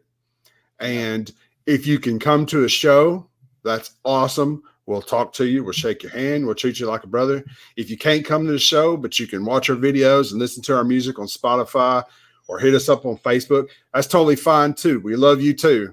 Fan's a fan, regardless of anything. Exactly. And just remember to support your local artists as much as you possibly can. Yes. And go to their YouTube channel. Subscribe. Go to their website, their Facebook. Give them a like. Say hi. Because fans need this. And the musicians need it just as much as the fans do. And from the fan standpoint, I want to tell you, thank you for kicking butt and taking names and creating something that we can listen to escape our everyday bull crap going on in our heads. So thank you. If we're not accomplishing that, we're doing it wrong. But yes, thank you for having us. Oh, no, it's my honor. And I look forward to having you guys on again later this year. I look forward to being there for that. If you got show posters, whatever, drop them on my Mom Mary wall. Drop them on my Mary Hope wall. I'll share those suckers. I'll shove it down people's throats. That's what I do. That's what I do, baby. Stay in touch with us and let us know what's going on in the scene up there where you're at, because we're wanting to branch out of here. All right, got you. I will. Thank you. I'm gonna send you a T-shirt too when we get some. Heck yeah, I'll wear that shit online. I don't care. Awesome. You guys are awesome, and thank y'all so much for being on. And you just keep kicking ass, and don't hurt nobody too bad with that tea, okay? Nah. No, nobody in this room right now or where he is in danger. But the one person that knows he's in danger, he knows who he is. Yeah, if you're watching this, you better straighten up. Mm-hmm. But hey, you got to listen to your mama. Mama spank. No.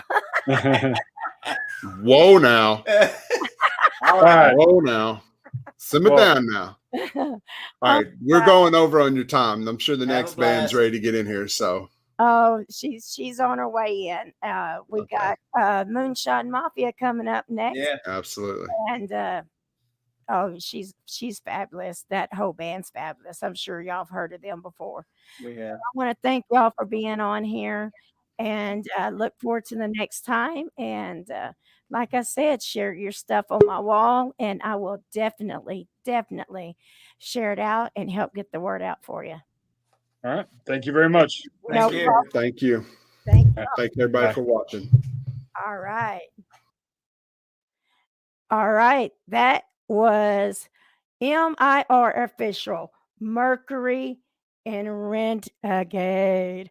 And they are badass. And I love the concept that they have. And I can actually picture it now that I listen to their music. And I can actually picture that in my head. That is such a cool idea. Such a cool idea. Well, next up, I have my sister and brother from another mother. And let me get their banner up here. And they're from Moonshine Mafia Band. And right now we got Miss Anna Brazeal. Hi, can you see me? I can barely see you. I'm at Vino's right now. Yeah. How are you guys doing? Oh, we're waiting on you, baby. We're waiting on you. So All right. we're waiting on Kish to get in here. Hey, Kish is at the studio right now, and he is setting up for some drum tracks. And but he's going to be joining us here in about 20-25 minutes. So Cool. that's kind of, you and I have a lot to unpack. How are you? You look great. Oh, I'm doing wonderful, sister. I'm doing wonderful, and I'm doing better now that you're here. I just love you, and you know this. And you know this. I'm going to get this. Hang on. Let me go ahead and get this set up All right. so that when I'm ready to play this video, it will be set and ready. So, All right, you do that. I'm going to try to find some lighting. Go ahead. All right, you Bro. ready for me to play? Throw the video? All right, let's start there. She's working on it, Tina. She's working on it. There. She's coming from the phenomenal and iconic Vino's. Bro, seriously, this is like Yes. the last OG right here. This is the goat of all goats in Little Rock. And yeah, this venue holds a lot of really good memories. I've seen a lot of really good bands here. I mean, look, Juanita's is not here no more. Oh my God, it just kills me. And Midtown is Midtown, but you know, since Mama's passing, God bless her, rest in love. You know, it's just kind of different. And this is seriously the last OG, and I love this place. So yeah, we'll be talking about that too. Oh yes, yes Yeah. we will. So look at, I got one of their brews. It's nice. Oh, and they got a bunch of different brews up there. They sure do. And like I just got here. I was able to go, okay, here's Wi-Fi and here's what's happening. And okay, Kish, you're going to come in here in about 20 minutes. And hey, I need a beer stat. So yeah, how was the rest of the interviews today? Oh, So you had PigWeed, right? And Mercury and Retrograde. oh, Dude. yes. I'm telling you, both of them. And I cannot. PigWeed was, oh my God. Dude, those dudes don't give a fuck. I'm just going to tell you right now. They are fucking iconic. I cannot wait to see them live. That's going to be really, really cool. Yeah. Because, what you see in their videos, I've seen some of their live videos, and what you see in their videos, Yeah, me too. what you get. And it's just, if you're ready to tear some shit up and just, they're going to make you do it. I'm telling you. And then, and then MIR, Yeah. this metal, orchestrated story, and they're doing it through their music, and they're telling me the story, and it's going to be freaking killer. And when they actually put out the video or videos for it, dude, it's going to be sick. I know. See, and I'm so glad to see that, just all across the board, the artists have really taken on this opportunity. COVID shut everything down, but a lot of really great talent and a lot of just badass shit is just coming out because of it. And when I saw, on the flyer that you made, PigWeed, I was like, fucking hey, I gotta go check these motherfuckers out. And I was like, and they got a beard line too. And I was like, what the fuck? I was just like, yeah, that's pretty badass. And then the Mercury and Retrograde, man, you can't get any better name than that, the Moonshine Mafia. But Mercury, all right, I see you. Yeah. Yeah, that's really good stuff. Once they told me their storyline behind their first song that I was going to play, I was like, okay, I'm interested. And then I played this song, or played the video. It's just a lyric video, and I'm actually picturing it in my head what he just told me. Okay. So, and that's something else. That's the power of music. So how the hell is my boss lady sister? How the hell are you? I'm doing pretty good considering. I mean, of course, the hot topic is how we're recovering, out of COVID. And, we got really busy. Susan Prowse, who is someone that I work with and have tremendous respect for. And she and I, teamed up, and we really just kind of started, trying to see how we could elevate the music scene still here in Arkansas, regardless of what was going on. And we were so happy to do that. And so the plans that we had in 2020, as far as Moonshine Mafia is concerned, we're getting to really implement now. But even now, right now, after surviving 2020, we've got a lot of attitude. I mean, we give zero fucks. You understand what I'm saying? Do you hear me? Because I mean, this is the reality of the thing. You don't mess with the boss lady. Zero fucks. Seriously. So we've got some great material that's coming out. Like I said, Kish is going to be joining us actually from Cabot. He's going to be joining us from Jetaway. I think it's their production company that's there. So he'll be able to tell us a little bit about that. And he's setting up the recording studio, because right after this, we're going to go and work on some more music. We've got a lot of stuff that's going to be coming out this year, and we're really, really excited to finally get to do that. What's even more better is that we get to see everybody again. We're slowly coming back into life and existence, and it's been a long damn time. And we're ready to throw down. Justin from MIR says, we see you too. I see you. So I'm going to play Change. Give us the back line of this song, which of course you can watch the video and you can kind of tell, but give us the back line on this song and give us a little story of it. Well, this song, actually, I wrote it several years ago. It seems like we, as a democracy, as a humanity, as a whatever you want to call it, that our existence here, we've been somewhat evolving, but after it's been a lot escalated. There's been so much that has happened in such a short amount of time. And it seems like it's been a wealth and a long history that has been just like really just, crunched down to just 1 year. I mean, 2020 was brutal. I mean, it wasn't just a pandemic. It was all kinds of tension on every kind of level and scope. Yeah. And this song has been, you know, kind of in the making for a while. And I just took the opportunity to actually, I worked with this really great production company in Great Britain for this video. And, you know, co-producing with someone across the seas was, you know, different because, you know, we have, you know, a Western type of view, but they were affected by what was going on too. Right. Just like everybody else in the world. And so us getting to talk about, you know, their point of view and ours, we put this video together. So this is the power of all of us coming together and actually making a difference. If we really give a shit, we can really do that. Exactly. Yeah. Yeah, we can make a change for the better. Yeah. That's what I think. And this is Moonshine Mafia, one of my favorites. My sister from another mother and brothers. Change.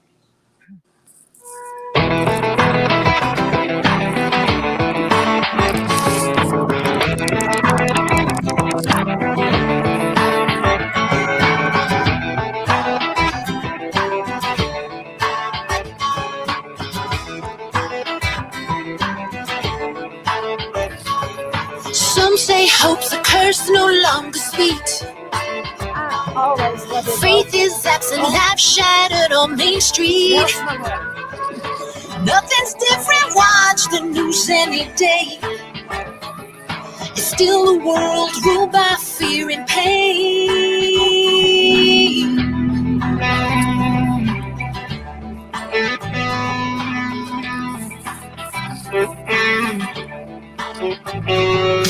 Many lost outside themselves looking in, searching for a solution they can never win. Our days are few and we are so small. We try to run before we can crawl, but I'm waiting for a brighter day, and I'm praying for a better way. And I'm walking through the valley.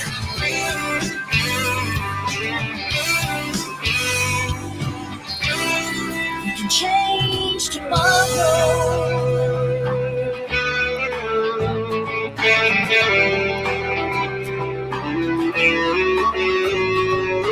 Water's poison, bitter taste on my lips.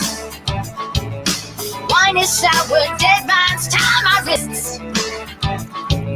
Black smoke rises as the fires grow. Young and old, we reap what we sow. But I'm waiting for a brighter day, and I'm praying for a better way. And I'm walking through the valley.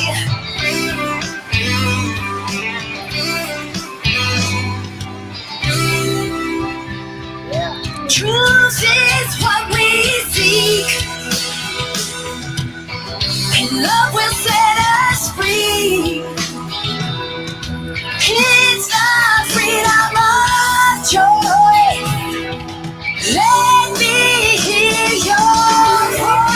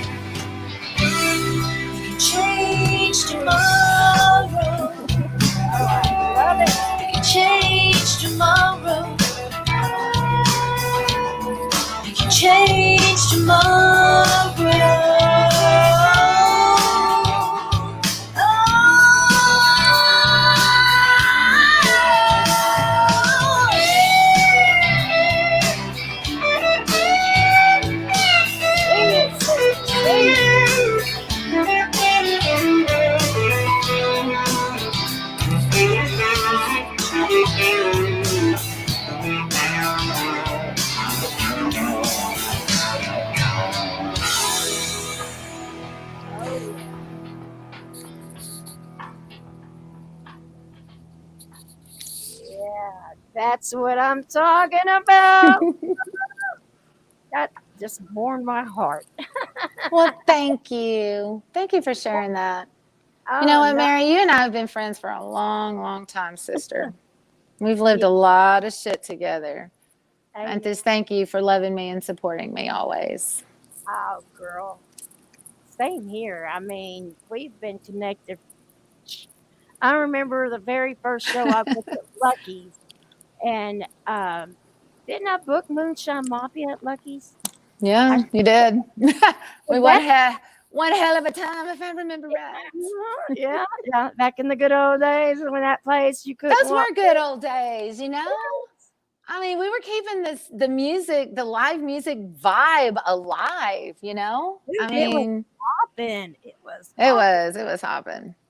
And it still is. It still is. I mean, even and fell in love with the band, and I mean, just seeing how much, you know, the first time I actually seen you was, I remember the place, and it was for Not Fun magazine, it was. and it was their anniversary party, Mm-hmm. and you were up there doing great, ooh la la la la la la, and I'm like, who the hell is this chick? I'm like, that chick's badass.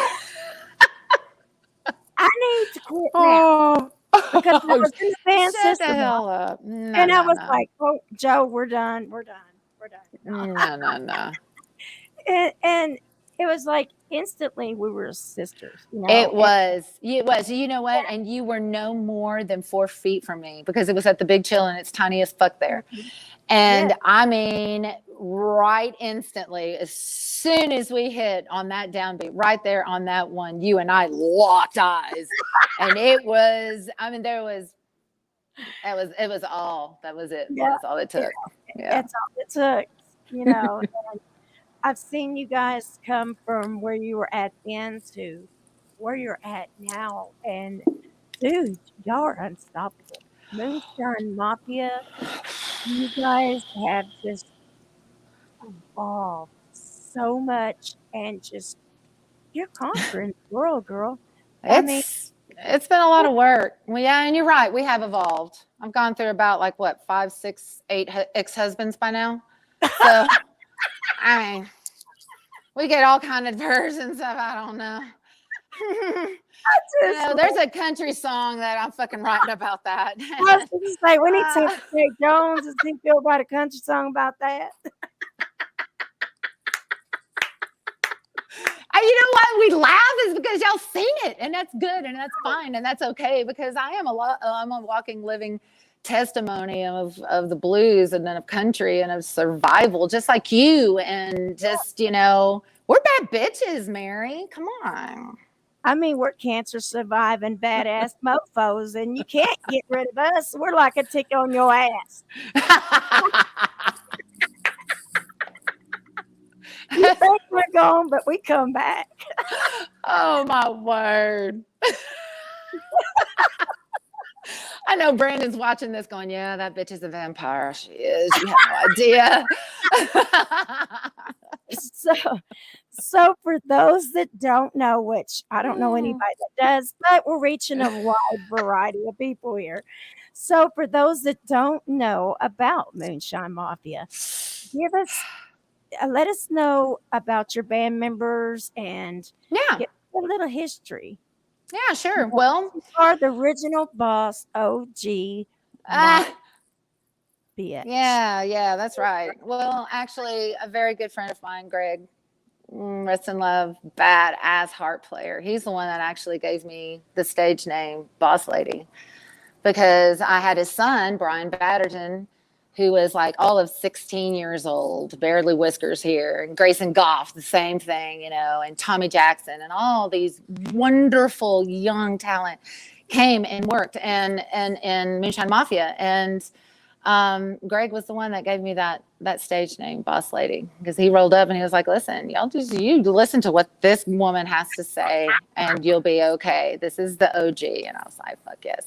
But, you know, Moonshine Mafia has been let's see, gosh, I was just looking back. I mean, I think we've been around for about 11 years now.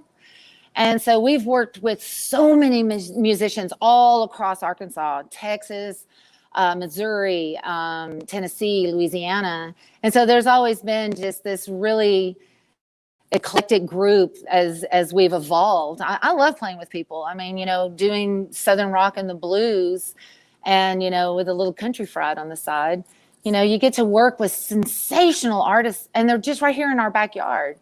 And so, I'm always one that, if you come to one of my shows and I know you're a musician and, you got your shit together, I'm going to be probably asking you, hey, do you want to jam? Because this is going to be the only time that we'll be able to see each other. We don't ever get to see one another. I mean, when was the last time prior to COVID that we got to see one another, Mary?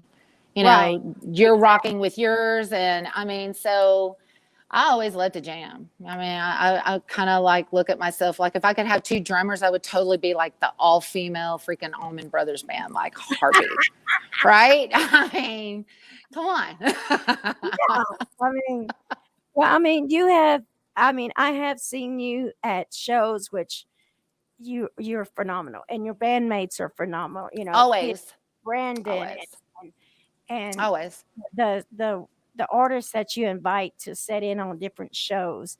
Oh, yeah. Because you always seem to invite a certain artist in a certain area, okay, come on, and you can do this with us.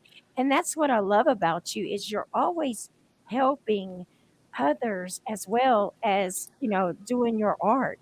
You're helping others by, getting the word out. During COVID, right when COVID hit, you and Susan started Artists Against COVID or COVID Against Artists and my feed thing and Yeah. give artists a place or a platform to where they could still just play. And Well, you were right there with us, Mary. I mean, well, you were yeah. right there with us. Like, what can I do? And I think that's seriously. And I think that's one of the things that Arkansas has the most, okay, yeah, we're deep in talent. No doubt about that. I mean, let's just look at Nashville and Austin. We're right in between Tennessee and Texas. And most often time, a lot of people are just like, really? Johnny Cash came from Arkansas? I mean, and look at how many, Arkansas artists that we have like on The Voice and the America's Got Talent and all this other stuff. And how many that, are recruited out of Arkansas to Nashville or Austin.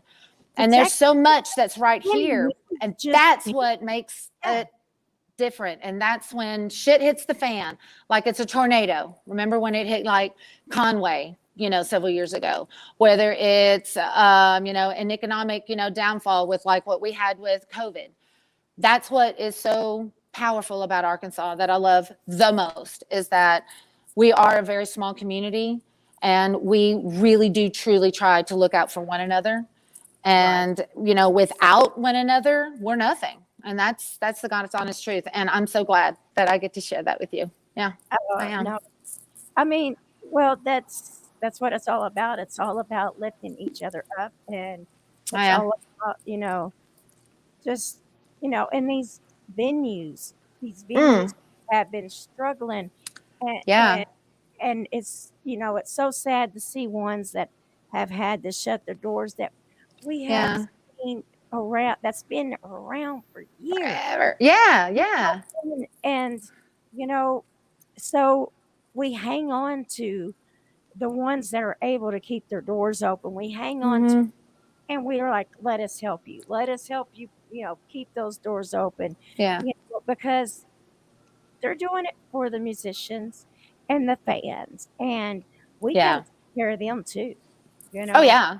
I mean, that's what it's about, and that's why, I love doing anything when it comes to working with you because you're all about that. You're all about let's see what we can do for this person. Let's see what we can do.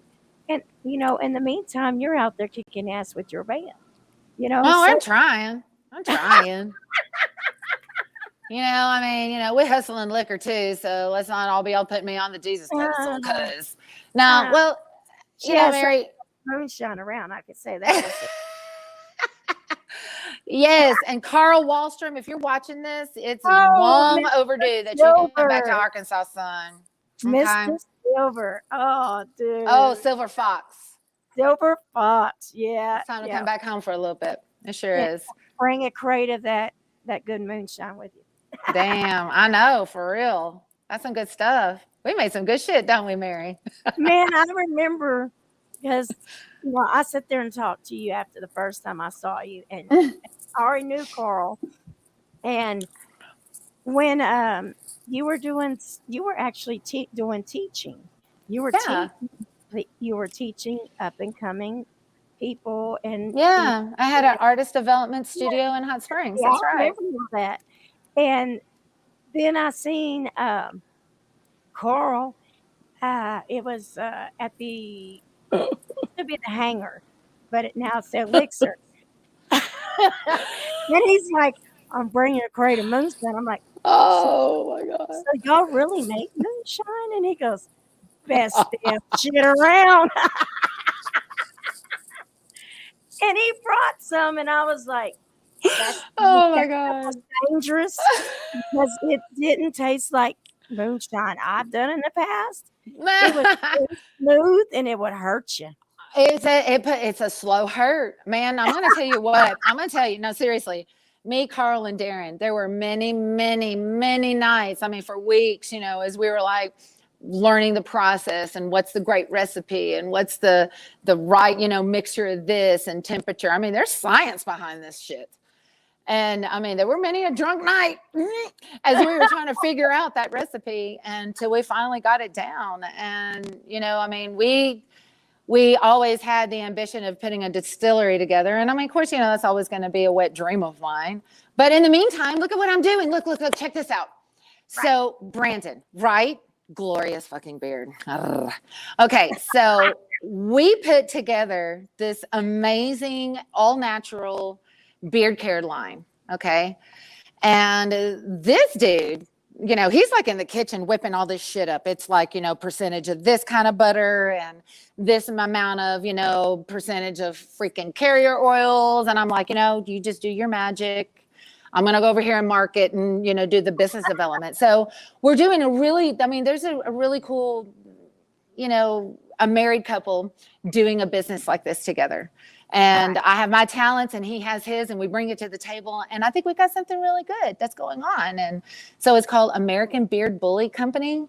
And I'm really proud because this shit is pretty legit, man. I mean, it's all 100% natural. It's American made. I mean, he handcrafts this stuff. He's his own worst critic because he wants the best, for his shit. I get that. And so I don't know. I saw PigWeed. They got their own beard. I see you. I see you too. I see you too. Now, you picking that name, American Beard Bully. Yeah. That didn't have anything to do with that cute little pit bull that you Of carried course. around. Oh my gosh. Yes. So Louis. Yeah. He's actually the brand ambassador, for that. So you can go to AmericanBeardBully.com. Okay. And right now it's just, a little one page that's right off of Moonshine Mafia. So I can get all those nice Google points and stats and stuff. But we're building, the shop and all of that. But, for now you can go there, AmericanBeardBully.com. But yeah, Louis is our beautiful blue nose pit bull. He's our kid, Brandon and I can't have kids together. So hence dog. He happens to be a pit bull. He's a badass motherfucker. He goes to the shows with me. He goes to the recording studio with me. He's not with me tonight because I had a lot that was going on. And actually, I think he and LC. I just shared that link to American. It's thank you. MoonshineMafia.com / American Beard Bully Company. Yeah. So that takes you to both. Right. You get beard. Yeah. And get a touch of Moonshine Mafia. Yeah, sure. Heck yeah. So we're gonna see what happens. There's a lot of furry faces out there. So we're coming at you. We're going to be launching the whole entire shebang and everything by the end of April. So pray for us that all of these good decisions, happen, and pray that Brandon and I don't kill each other in the process. Love you, baby. Mwah. Hey, I speak the truth. I'm not fucking around. I told you I gave 0 fucks. This is reality. Moonshine Mafia ain't just a name. This is a lifestyle. I love you, girl. Mayhem. That's right. That's, because I am, my nickname is Bulldog, and I will bite you in the ass. Hang on. That's it. Right.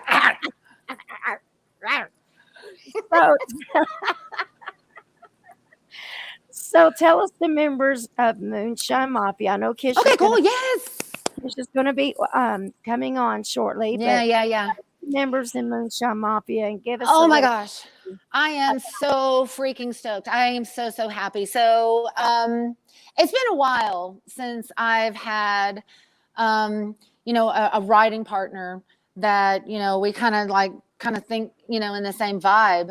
And to be honest, that's how Brandon and I started, and we've got some really sweet music that we're going to be putting out too.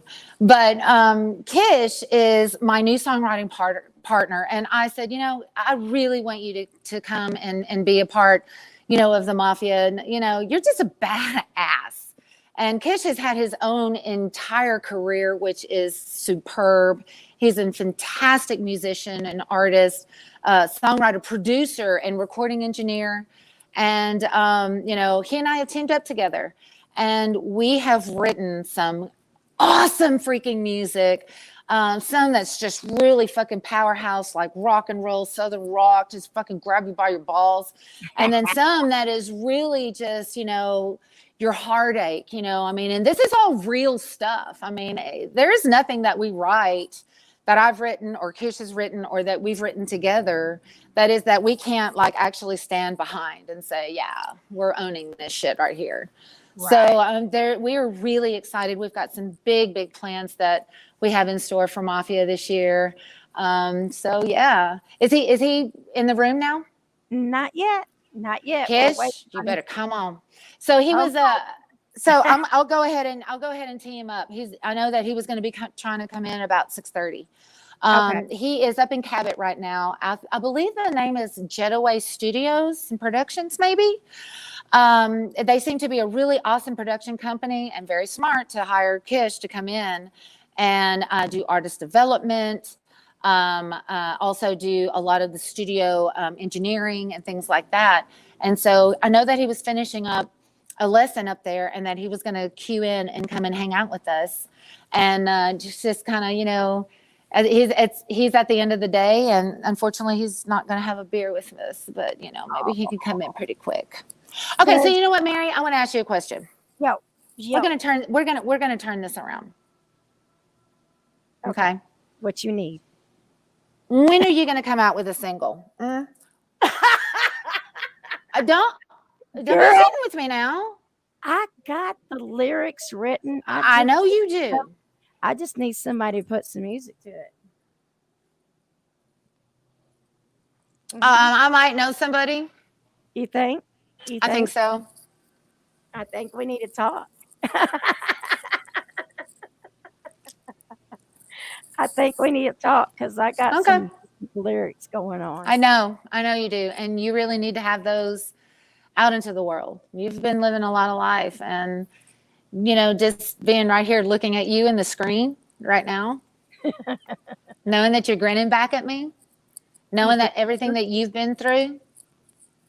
Well, that's because I have people like you and my husband and my sons and all the musicians around here that love me, my kids, pushing me to keep doing what I'm doing and to just, I made cancer. Be a bad bitch. That's right. That's right. Be a bad bitch, That's exactly right. We're stoked because, even though the COVID restrictions are still in place, I'm super stoked because we've got a show Friday with Luke Shoemaker, Vessel, and Solidify. And all the pre-sales have sold out. All right. Now, okay. I want to talk about this. So where's this going to be? It's going to be at Sticky Fingers Rock and Roll Chicken Shack. That's right. That's right. All right. So everybody needs to go to their website, right? Or you've got a link on your page, right? Actually, there's a link in the event, Right. but unfortunately, it's sold out. Holy crap. So you mean when you said pre-sale, it's done? Fuck yeah. Pre-sales are sold out. Chris told me, he said, we are so Wow. close to COVID cap that we can't even have a guest list. Wow. Oh man, that's so badass. I'm so proud of you. That's a good deal. Yeah, it's all the bands, baby. It's the bands that I put on the lineup that did it. It wasn't me. It was them. It was them. And I had to go on the event invite and in a nice professional manner put some people in check, because there was somebody that was trying to scalp tickets and say they had tickets for sale. Oh, what the fuck? So- You know, I'm gonna this me keeping my mouth shut. You know what I'm saying? I did it very nice and Mary like. I went in there and said, "This is Mary Holt with Rock Type Booking Agency. All the pre-sales are sold out. The only tickets you can buy is from the link above, and it's from Stickies." That's Robert right. Chat. And That's right. sorry, it's sold out. So don't fall victim to fraudulent comments of tickets for sale, because those are false. And Right fraud. on. Right So- on. And Chris is not anybody to mess with. He takes that shit pretty seriously too. And I'm gonna tell you now, we Brandon and I went the other night to go and listen to Texas Hill and Luke Williams, which was a phenomenal show. Maestro, oh my God, how wonderful it was to see him. It was good to see Suzanne and Chris, and everybody with just smiles. I mean, everybody was just so happy to be in the same room with one another. It was a good feeling. It really was. So you guys are going to have one kick-ass show. Congrats. Yes. Well, I went and watched, I went and supported Dark Day One over there the week before last.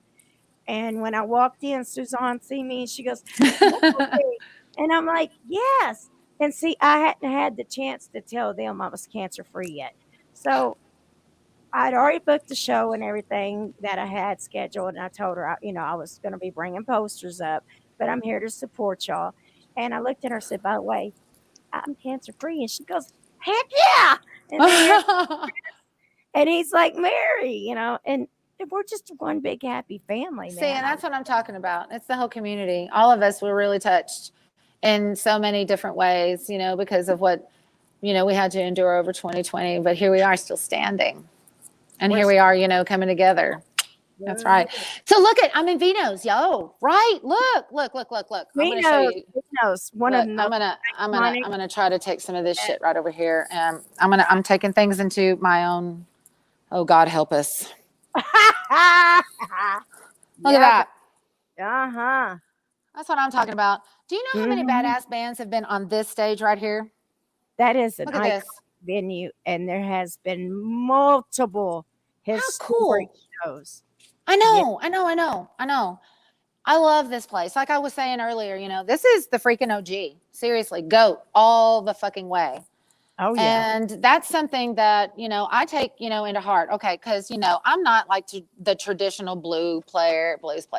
I'm not the traditional country. I'm not the traditional, like whatever else you want to insert here. I got a lot of punk in me, a lot of heavy. I don't know. I'm just a weird bitch, but this place right here, this is like, the whole alternative scene, and there's still a community here. Yes. And, every venue has, their gravy, and what they put out there, which is exceptional. And I'm so happy that I'm going to be working and teaming up with Vino's to do some business development, to do some production, to be, just to help them in any way that I possibly can for them to be, a viable contender here in the Arkansas, Central Arkansas, Mid-South music scene, because, this is it. This is it. And I want to keep this motherfucker alive. So here I am. Hell yeah. That's what I'm talking about. Let's rock this world. Yeah. So, you know, it seems like, you know, this team here is a really good collective family. You know, there's a brewery here. There's just so much that, oh my God. the pizza, the calzones, that's shit right yeah. there. Yeah. But, you know, I mean, just, you know, having the opportunity to keep this thing on the National Registry of Badassery. Yeah, right. Is where I feel, you know, and so I'm really happy to come alongside these guys and see them through, and let's do some big shit. So yeah, you and I are going to be talking a lot. Yes. Yeah, that's right. That's right. Keep the metal happening. Fuck Keep yeah, the man. happening. Oh yeah. Keeping you alive, and actually pack that damn thing out. Hell yeah, man. Yeah. They've upgraded their, you know, their sound system here and stuff, and it's fucking thumping. I ain't gonna lie. We played here last Saturday, and I mean, we raw dogged it. It was, I mean, we didn't give in. It was pretty awesome. We had a good time. Yeah, I've been out there and took some video, a live video of 13, some live video of Eddie and Defiance, and Dark and Boston, or Stays in Red Devil Lies. And I've been out there, and you talk about, if you ain't ready to be in it, you better stand way back. Because when COVID ain't in play and all open, you better hold on somewhere, because these die-hard fans will pack that damn thing out, and they will thrash, they will rock, and they will roll, and you just better be ready to hang on for the ride. And it's a beautiful thing to see. Yes, it is. It's a beautiful thing to see. I came there specifically because I had as interviews set up. I did my interviews with the bands before, and then I had a tripod that I set up in the corner of the stage, on the speaker in the front of the stage on the left side, and I stood over there and made sure I was in the corner. But I knew what was going to happen. And that band started, and boy, it was on. And I'm sitting there turning my phone around and having to hold it up. I know. There's somebody getting carried, you know, that done came off the speaker. And, you know, this is like arena shit here. I know, man. You know, and I'm like, oh, dude, I love this shit. I love this shit. I know. That's what I'm saying. I mean, you know, until you actually feel like your life can be taken, you're not living. That's all I'm going to say. You know, I mean, Brandon put it in the Brandon put it in the best terms. He's like, when I look out over, you know, when I'm playing on stage, it looks like maggots. And I'm like, wow, that's the exact illustration of I mean, you can't say it any better than that. And I mean, how cool it is to that kind of energy. I fell in love with my husband on this stage. So yeah, this place is very important to me. Okay. Right. Yeah. The devil lies, you know, Tommy, big old Tommy. Oh, guess who just showed up? Yeah. Kish, Moody, what's up? How's it going? Where the hell you been? I've been working, man. Man's got to work. You know what I'm saying? Kish. How you doing, everybody? It is the phenomenal, legendary Mr. Kish Moody. Well, we got the Kish Moody part right. I know that. Oh, Mary, listen. He has an alter ego. His name is Jesse Dale. Okay. But that one only shows up when he's wearing his cowboy hat. Okay. Yeah. It stayed at home today. Jesse Dale. I'm keeping him under wraps for the day. Yeah, we'll bring him out Saturday at our show. Yeah, he only appears at the shows. Oh God. Oh God, I can't. Oh, she's telling on me, man. She's telling on me. Yeah, well, you got to be, you know. So what was the conversation before I joined in? We were talking about the gospel of Christ, Mary. That's what we were talking about, Kish. Cool. Sweet. Well, Jesus loves all of us. Jesus, he loves all us sinners, baby. Yeah, he does. He's got to. Put up with somebody like me. We were talking about how it feels to be on that stage at Vino's and have a packed house and people just rocking out and thrashing all over the damn place to your music. That's what we were talking about. Yeah, that's awesome. That's where I want to live, is in that realm. Hell yeah. So, all right, well, Kish, you live in that realm, Mary. Y'all just talk amongst yourselves. I'm gonna go and grab another beer. I'll be right back. So tell me, Kish, you are a badass guitar player, as everybody knows, and a badass vocalist. Where are you coming from today? I am at Jetway Performance. I'm actually sitting right here behind my drums. Heck yeah. This is my office. I've got my drums in here. I've got my bass and my banjo over there on the wall. And oh, yeah. That's back there, I've got my phone plugged in, or I'd get a little bit closer. But if you can see that little picture back there in the corner, there it is. That's my picture of Albert King. Oh, okay. But yeah, I teach here at Jetway Performance. We do artist development, beginner lessons, stuff like that. Awesome. So how well have you been, brother? I haven't seen you since you and her came and jammed at Cuba. Yeah, I've been doing pretty good. It's life, life is a roller coaster, and it's all good as long as you keep riding, There you go. Just been making some new songs. We're getting ready to record some stuff with tonight with our drummer, Nick. He's coming in to track some drums to couple of original songs that we recorded. One of them is called The Other Side of Lonesome. The other one is called When You Were Mine. And these are both a little bit leaning kind of towards outlaw country. I've actually come up with a new genre, and it's called honky slam. It's like if Rage Against the Machine was playing a honky tonk. Oh my God, I've got to see this. I've got to see this.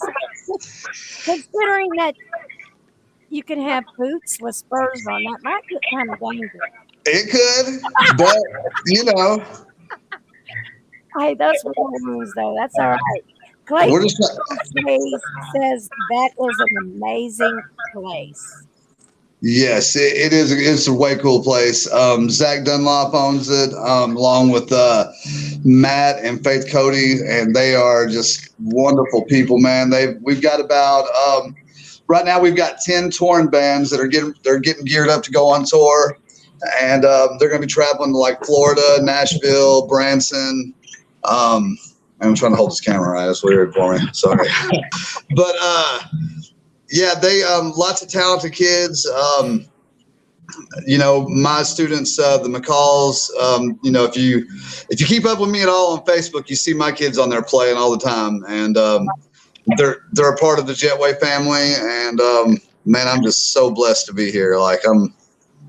It's like I love doing artist development. And I love making songs, and I love just sharing my gift. Right.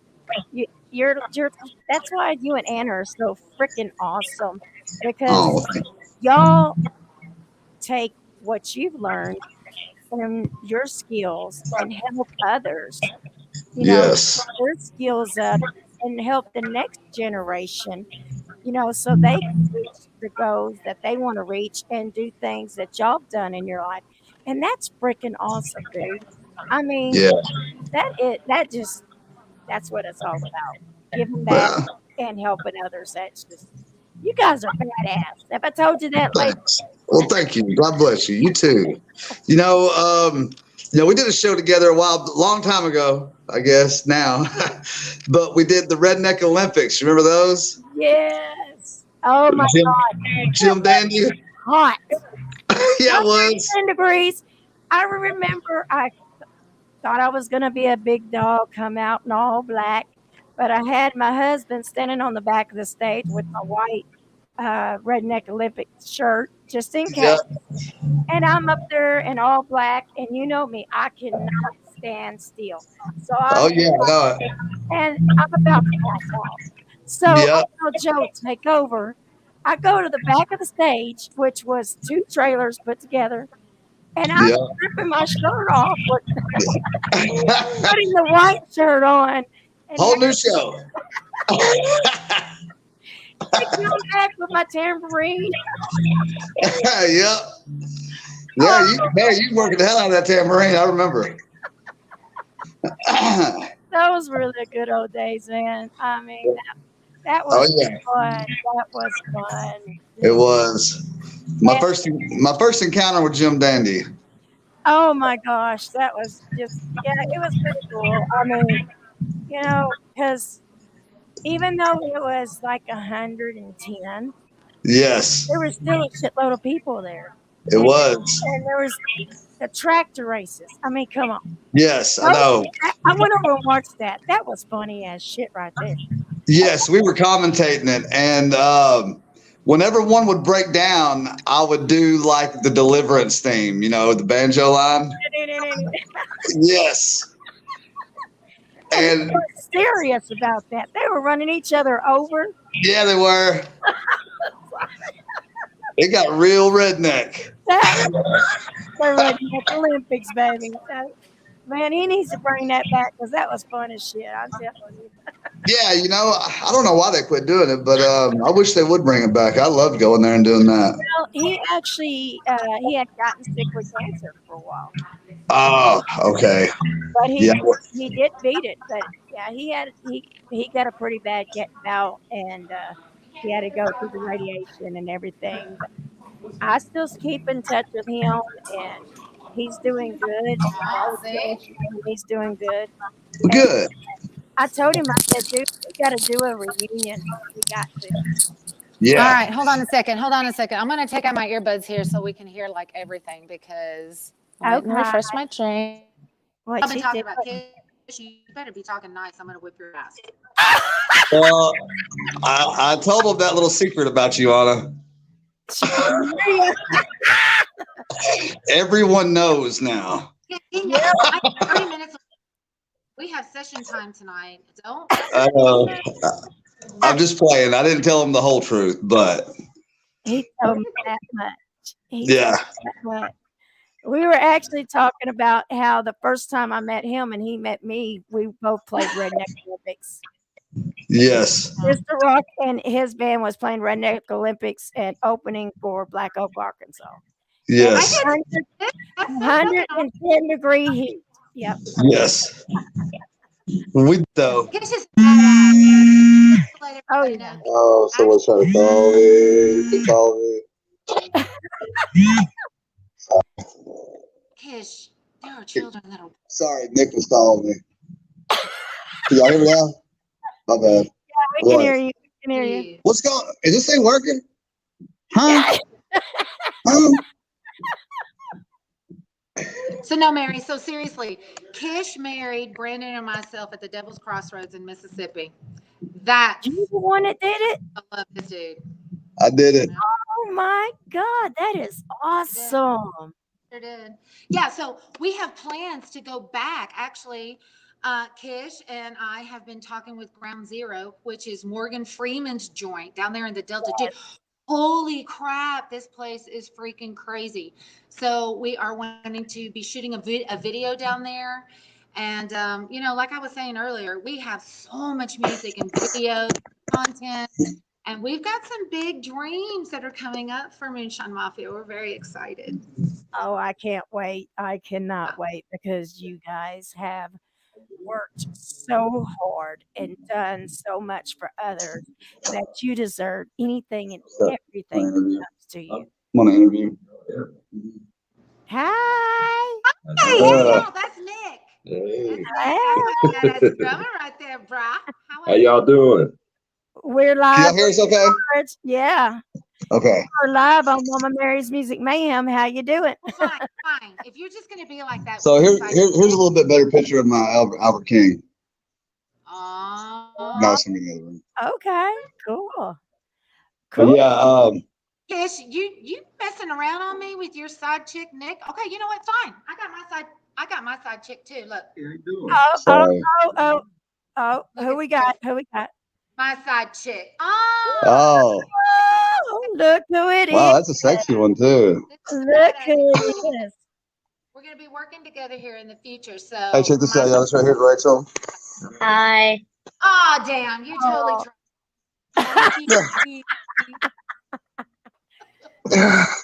Hi, Rachel. Hi. I'm gonna be bowing out right here. I'm gonna say bye to Trey, and I'm gonna finish my beer, and then I'm gonna be rolling up to Cabot to work out with you guys. And Tell Mary, everybody who that badass standing next to you is, Anna. that's what I was saying. This is my side chick right here. Yeah, that's Trey from Vino's, ain't it? Yep, I'm Yeah. a venue of Vino's. Yeah. That's Mr. Bad. Yes, yo. Yeah. I gotta shut my door. Sorry, I'm all looking crazy at the phone because like it got all quiet on me. I'm sorry, I can't hear very well now. Around children, but that's Mr. Badass himself. That's right. And That's all right. They're okay with that. Trey, you'll be seeing a lot of this man's genius going into work for this badass venue, the OG, the GOAT, the one and only Vino's. And we love you guys. And peace out, Mary. I love you. Kish, I'll be seeing you in a few minutes. Yes. Bye, sweetie. Bye, sweetie. Hey, Kish. I know Yes, ma'am. You got now. I know you're also a Moonshine Mafia, but you also do a side project, don't you?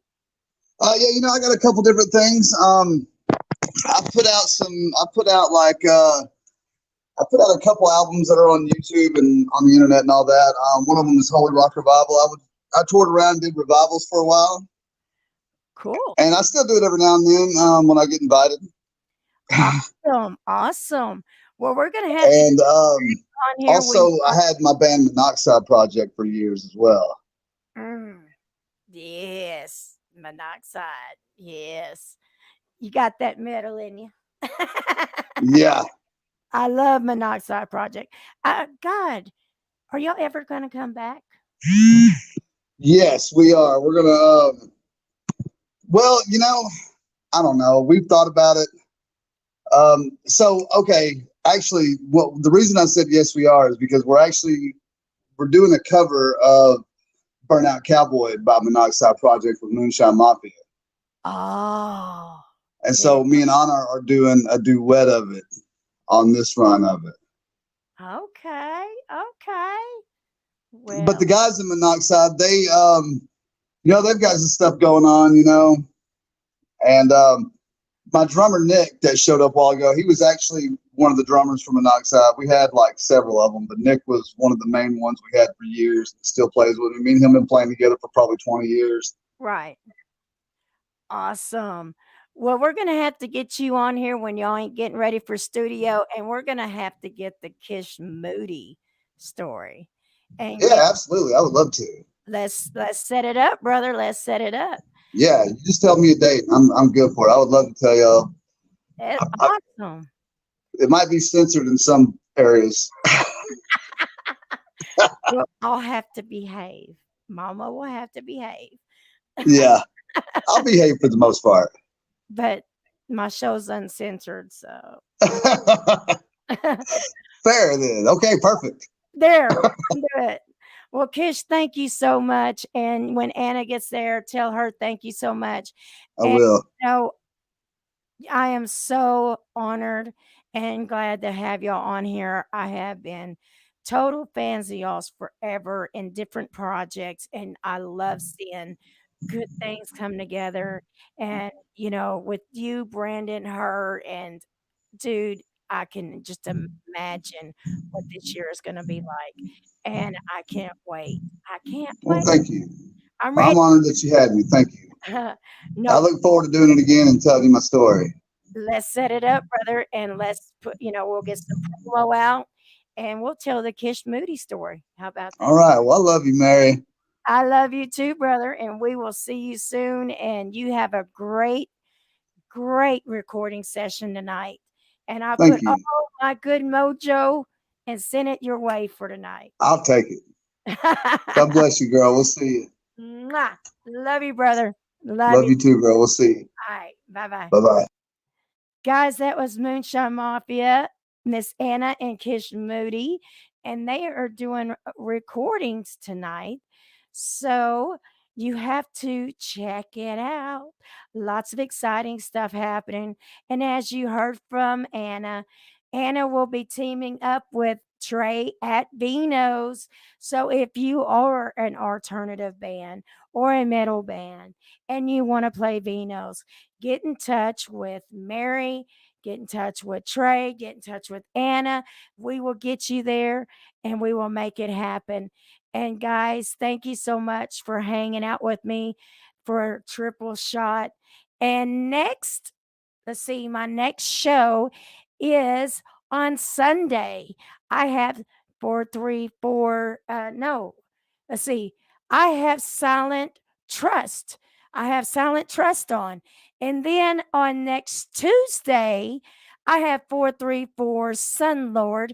And I have Dead by Wednesday, Mr. Opus himself. So, yes. And I've got a lot. And then on the 13th, I've got another Triple Shot. And oh my gosh, on the 20th, I got another Triple Shot. So next month, I've got 2 Triple Shots for you. A Sunday. And then I got Ronnie Hoxie, a Flirt magazine, where you get babes and music. And on the last Tuesday of April, I will be making an announcement. There will be some changes going on with Mama Mary's Music Mayhem. Nothing bad. We will just be changing the hours and putting it later in the evening to where we can get more viewers in here. And we're going to be changing where you can see us live. So there's a lot of great things happening, and I'm excited to take y'all on this journey. I thank each and every one of y'all for watching. Until next time, keep rocking. Go check out all 3 of the bands I interviewed today. Go check out PigWeed. Go check out MIR, Mercury, in Renegade, and go check out Moonshine Mafia. And you guys keep kicking ass because Mama said so. Oops, not yet. I'm not done. I'm not done. I forgot. I'm not done. I wanted to throw this out here that if you are in the Nashville area, August 6th through the 8th, Mama Mary's Music Mayhem will be one of the podcasters at Rockin' Pod in Nashville at the Hilton. So here is the advertisement for Rockin' Pod. Make sure you get your tickets. It's been a long time since we've rock and rolled, but that all changes this August as Rockin' Pod returns to Nashville. This annual convention brings together rock artists, fans, and podcasters for an unforgettable rock experience. Special guests this year include Billy Sheehan, Ron Keel, Don Jameson of That Metal Show, and current and former members of Winger, LA Guns, Accept, and more. Stage panels, signing sessions, and photo ops will be available, plus lots of vinyl and memorabilia vendors. Music podcasters from all over North America will be appearing on site for live interviews, speaking sessions, networking, and more. Got a music podcast? Register and join us. Rockin' Pod Weekend kicks off with a pre-party featuring former Tesla guitarist Tommy Skio and his new band Resist and Bite, making their debut performance, as well as a rare hair set featuring surprise guests performing all-time classics. Rockin' Pod Weekend takes place August 6th through the 8th in Nashville, Tennessee. Tickets, VIP passes, podcast registration, and discounted hotel rooms are available now at rocknpod.com. Rockin' Pod is brought to you by DBG Productions, Bradley Entertainment, and Inceptia. So Nashville, come see me at Rockin' Pod. Get your tickets because VIPs have already sold out on the podcasters. On one let's see, I think it was the level that I went in at. That area sold out. So there's still some podcast spots left. If you got a podcast, you better get on it before it sells out and get your VIP passes. Get with Chris, look up Rockin' Pod in Nashville because we're coming for you.